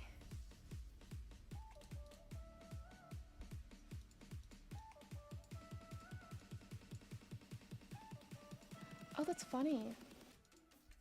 Maybe because it says serialization? I don't know. Dump the instance to see what the init is to. That's a good idea. Okay, we were error, can't create expense. It's right here.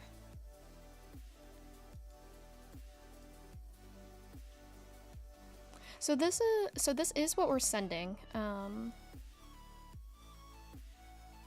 create expense. That I wrote that part here.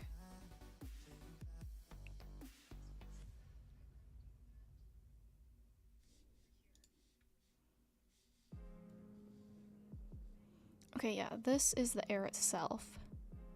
Expected to decode that, and then that went back to here, which actually goes all the way back over here. See, this is why it's nice that I coded it this way, but it's also kind of confusing to me, because it's like we have a view model, then we have a network manager, and then we have the actual networking where it actually happens. It is good for unit testing, and I just forget how it works every time. Like, going through those 3 phases gets a little confusing, I think. But it is good.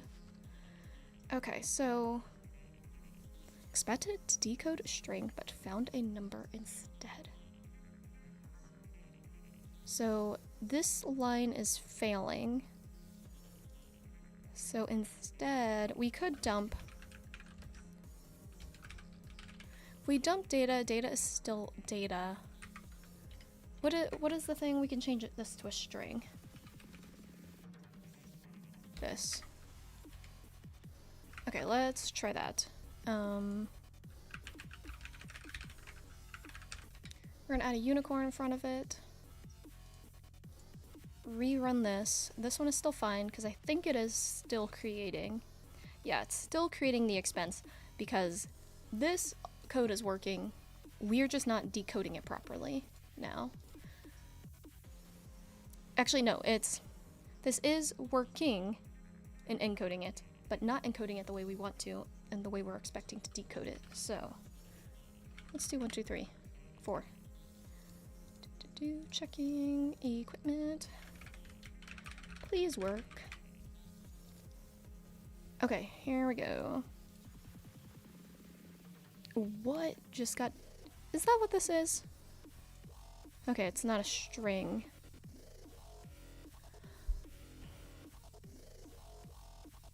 Hey, how's it going? Is it God's will? We are trying to decode this proper. It's I have it working and I know what I need to work. We need to use the proper encoding and decoding strategies, but I'm trying to get it to work so I only have to set them once and not for every single call.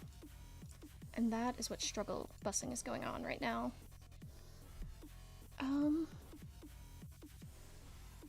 Okay, that dump did not help us.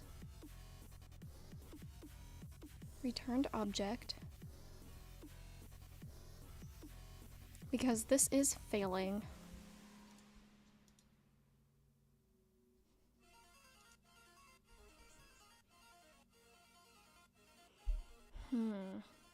How could I do this? Because this should be encoding it properly, is the thing. Because I shouldn't need to change anything on this side.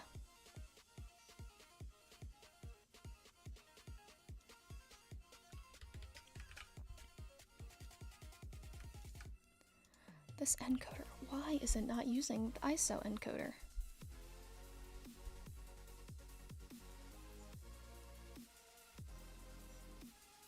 Key encoding, no, we want to have date encoding. Yes, this defaults to base 64, but we don't want to use base 64. We wanted to use ISO. Man, this stream, like, this could have been done within like 30 minutes or so, or even less. It could have been done in like 15 minutes. But this encoding decoding thing is making this hard. Okay, because this is a content configuration. Is it because expenses, I think, a content. Hang on, can we do this a different way? Yes, expense inherits from content. Does content have its own encoder on it? So this is a content configuration. Can we do that? We have a use encoder, use decoder. Can we encode and decode this directly and actually not use a JSON encoder? Can we do expense.encode? Encodes this value to a given encoder.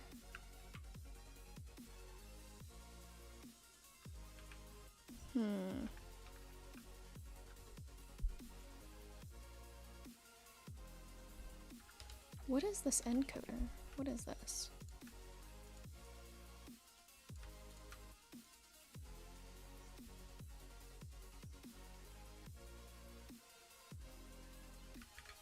No, this isn't right. Okay, go back to our notes. What were we doing? Content configuration. Yeah.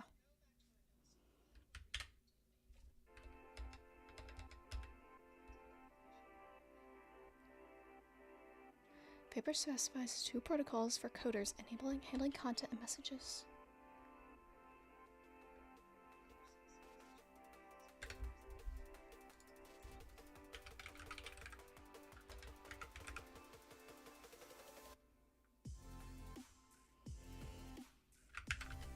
No, how do we...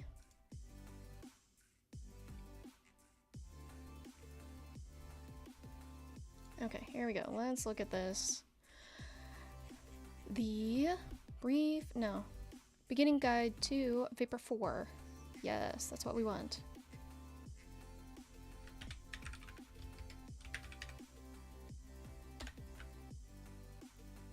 Okay, here. Okay, Tibor's website, if you've never been to it, it's called theswiftdev.com. It is great. I don't like using the default JSON encoder because they have ugly strategy for dates. Okay, you can customize everything. Yes, that's what we're trying to do. Use this encoder for now, every single... You will use this encoder, no problem solved. Okay. How do I do it, though? This is what... We did this, right? Yeah. .global.use. We are using that. Do I need to set this differently? Does it not like that I made a new object? Let's try it. Use encoder. Content encoder is a JSON encoder.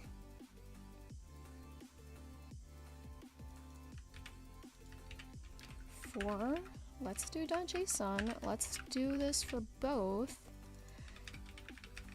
Decoder. This is a decoder. This should not matter. Maybe it does.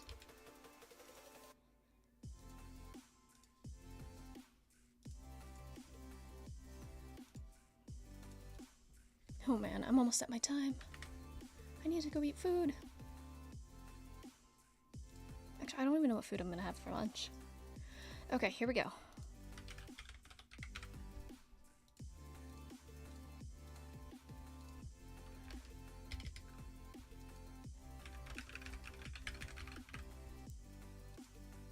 Oh my goodness, it doesn't work.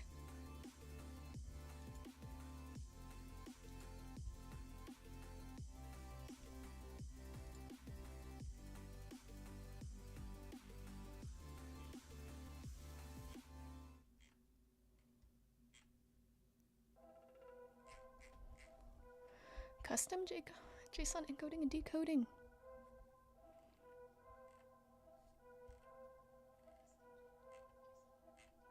Okay, we eventually will need to get to all of this stuff. But why?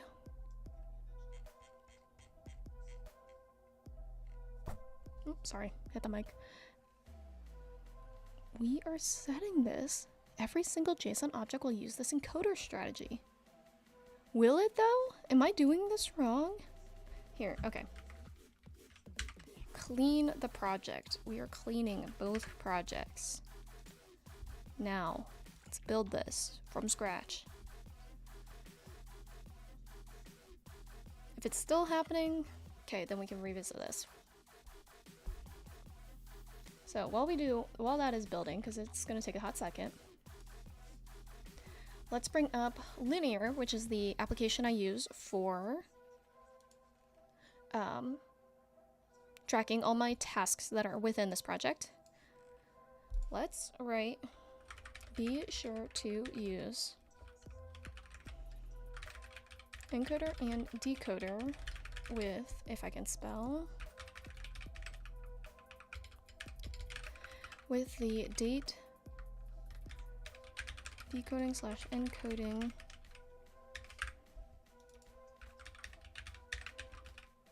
set to .iso 8601. Right? 8601? Yeah. Okay. I hope you all are having a better day than I am. This is annoying. It should be working. Hopefully it should be. I think it should be working. It is not working. So clearly I am doing something wrong. But here we go. Let's try again.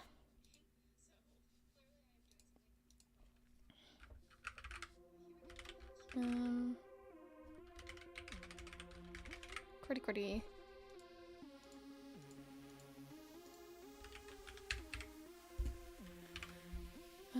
Add. Oh my gosh.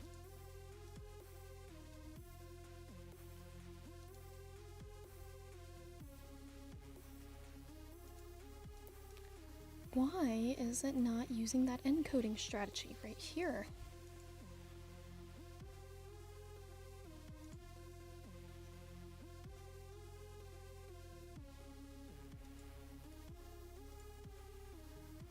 Content configuration.global.use. That encoder. This is JSON data. What is happening? Okay, so these are different JSON types.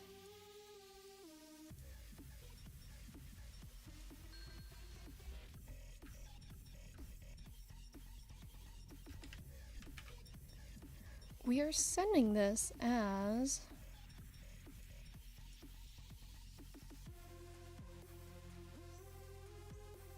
application JSON. What is going on?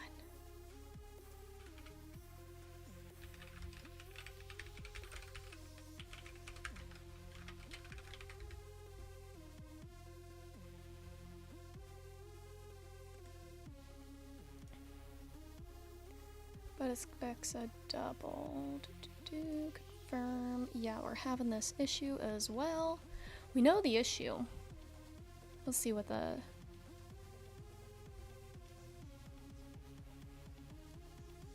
Okay.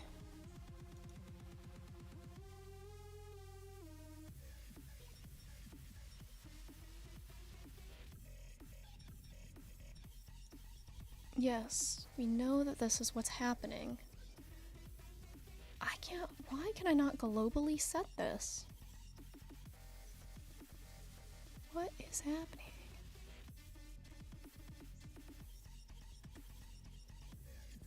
How many tabs do I have open? 1, 2, 3, 4, 5, 6, 7, 8, 9, 10, 12, 13, 14, 15. Override defaults. This is what should be happening right now.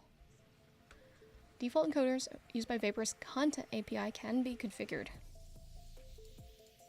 Do I need to not be using JSON encoder? Is it because I'm using, if I do does content exist? Content doesn't exist. If we have request dot content,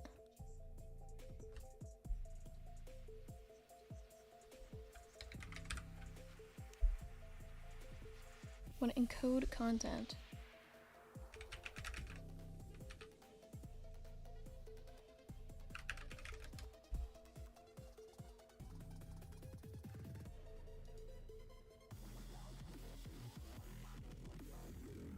Will this give us an object? No, this mutates to create this HTTP message encoder. I feel like I'm not doing this right.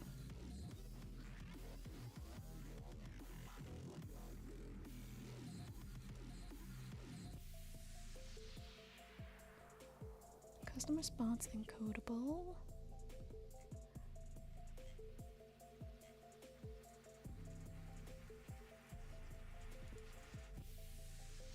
Because I should not have to set this, I don't think. Because what this does, it encodes.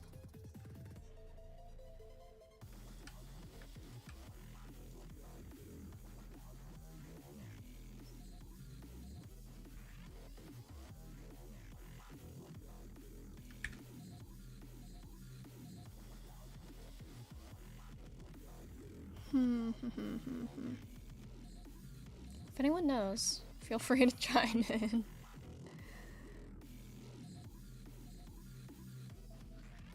Meeting in 40 minutes.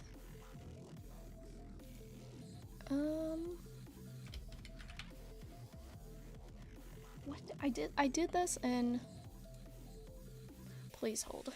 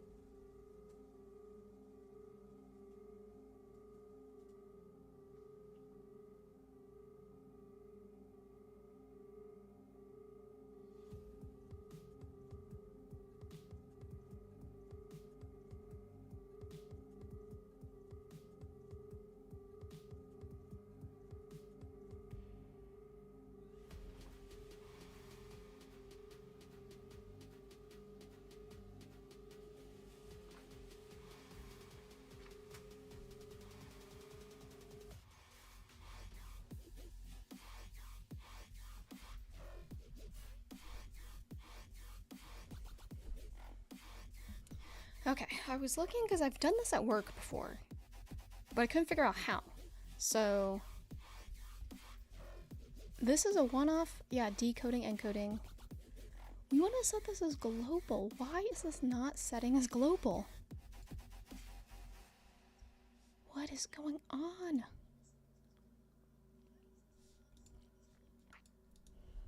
Because yeah, it's this encoder is just not using the global thing that's being set. Do I need, does the content, does it return an encode if we have request.content?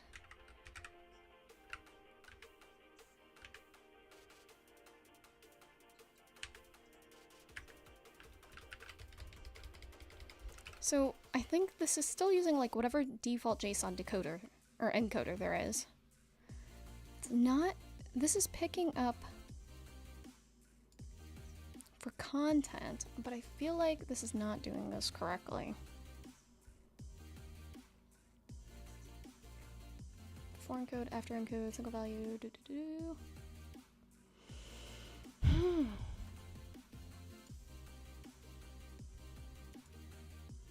We're just gonna comment this out for now, because that's not, clearly is not working.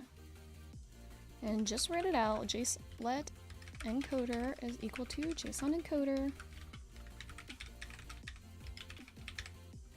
Date encoding strategy is equal to ISO. And this uses the encoder. And when we stop this, run it again, stop the iOS project, run it again. This works, or it should, hopefully. So that's what we had said worked. We'll just say works here. We'll add this as 120.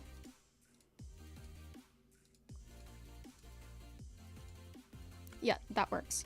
Yeah. Jumping off, all the best. See you, White Shadow. Have a good rest of your day or evening or whatever time it is, wherever you are. Have a good weekend. Thank you for joining through this struggle of me not figuring out how to use dates properly. Oh, this is annoying me.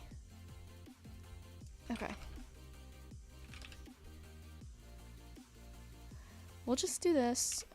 We'll add both of these.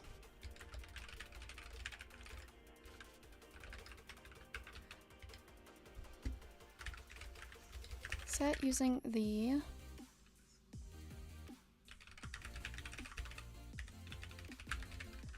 ISO A601 for the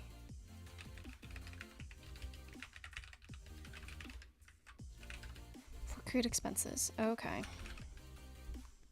How did we do this on this side is we did specify encoding and decoding specifically.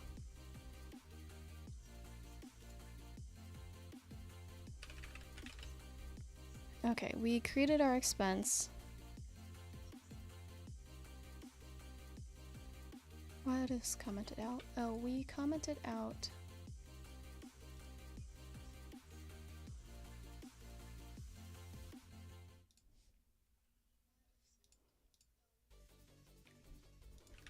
Where was that? We just commented out date formatter. What file is this? Expense form view model. This. Okay, we don't need that. Okay. So we created the expense function, we created that function, we did that, and we encoded all the data. Okay. What did we do?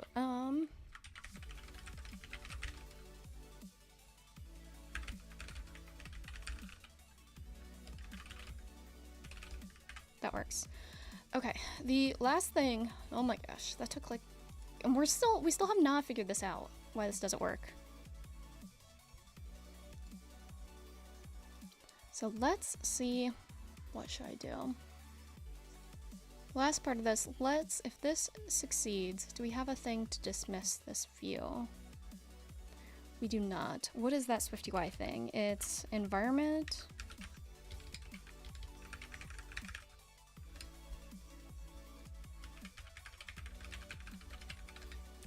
SwiftUI dismiss view. This, what is it? This it is. This is it. We need this. That calls dismiss.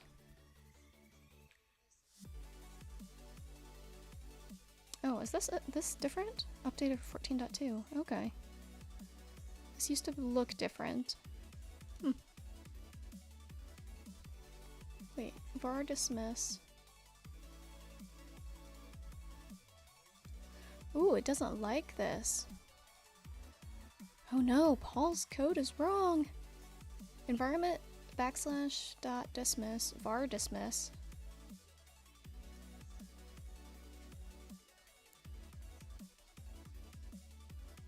Calling that property as a function will cause it to be dismissed. Except, what is dismiss? Oh my goodness. It's UI kit. What would this type be?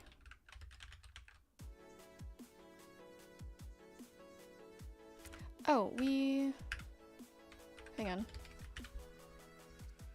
We don't need to be right here. Okay, his code is probably not wrong. I am writing this wrong. We need to be in the view. I was in the view model. Oops.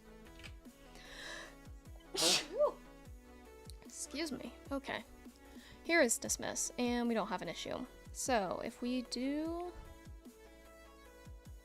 await that and then dismiss. Okay, this is running. Okay, let's type. Last expense of the day, because this is the last one. Well, actually, yeah, keep the date. Equipment, 6 count. Here we go. Add. It dismisses. It does not show it because I don't refresh the list. But look at that. Last expense of the day. Okay. That dismisses. Let's do that. Expense form view. So we are presenting that as a sheet. Let's do on dismiss or on disappear. Wait, that's property of the sheet. Hang on. We have is presented on dismiss is right after.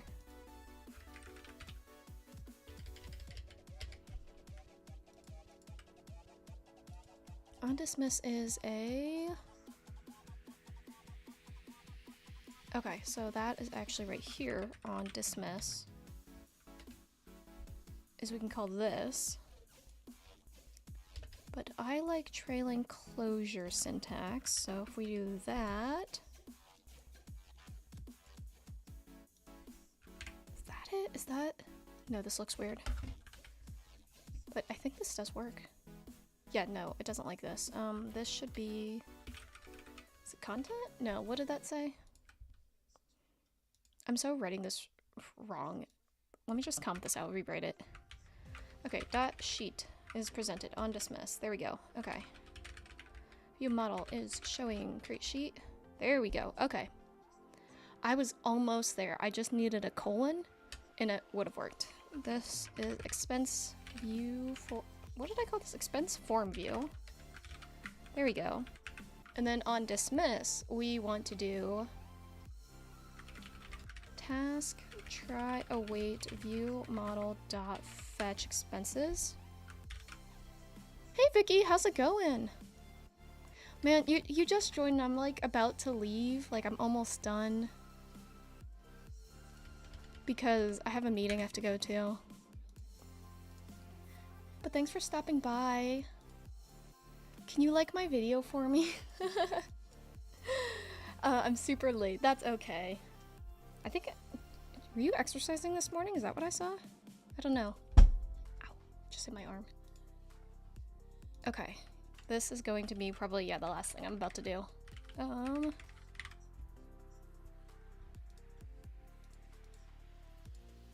Okay, checking account, we'll say that.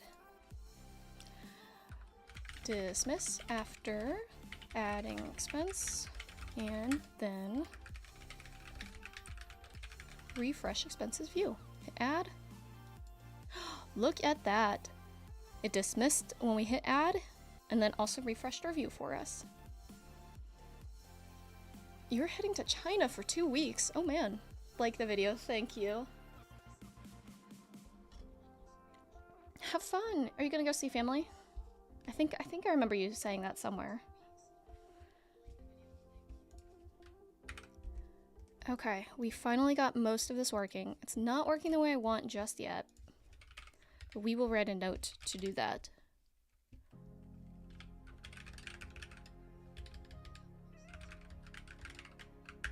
Okay, dismiss expense form view after creating an expense and refresh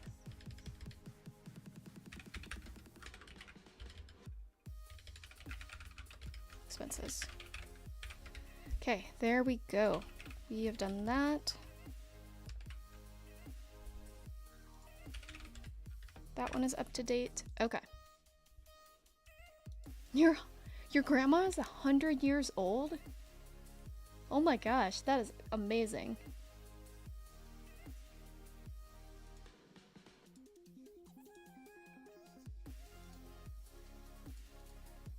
That's awesome.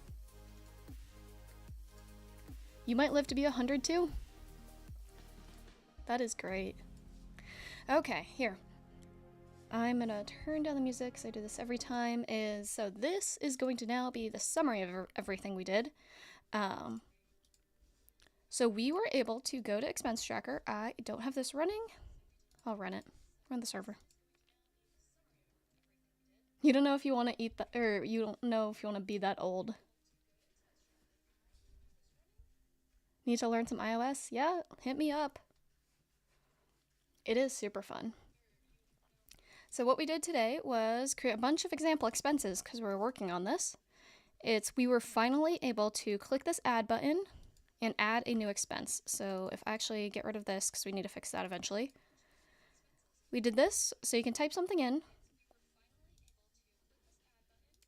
add the date, pick an account, pick a category, and then we could say subcontract. We can type some kind of description, and when we click add, that view dismissed, and we now have a new expense and this list refreshed.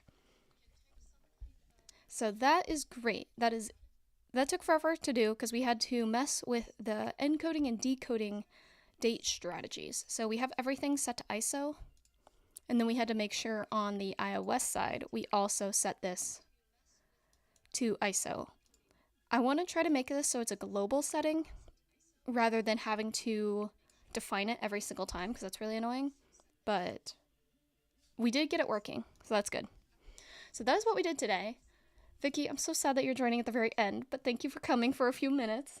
I have a meeting I gotta get to. I don't know if I'll be on next week. I'll try to drop it on YouTube, but if not, follow me on social media. All the links that are up there, and you will see when I'm streaming next. But thank you to everyone for coming. Oh, I didn't even put this on my Instagram, so maybe that's why. But thank you for everybody. Han, I'll probably see you in a minute because we're gonna have a meeting, but everybody else, I will talk to you on social media. Thanks for dropping by, and I will see you in the next one. Bye.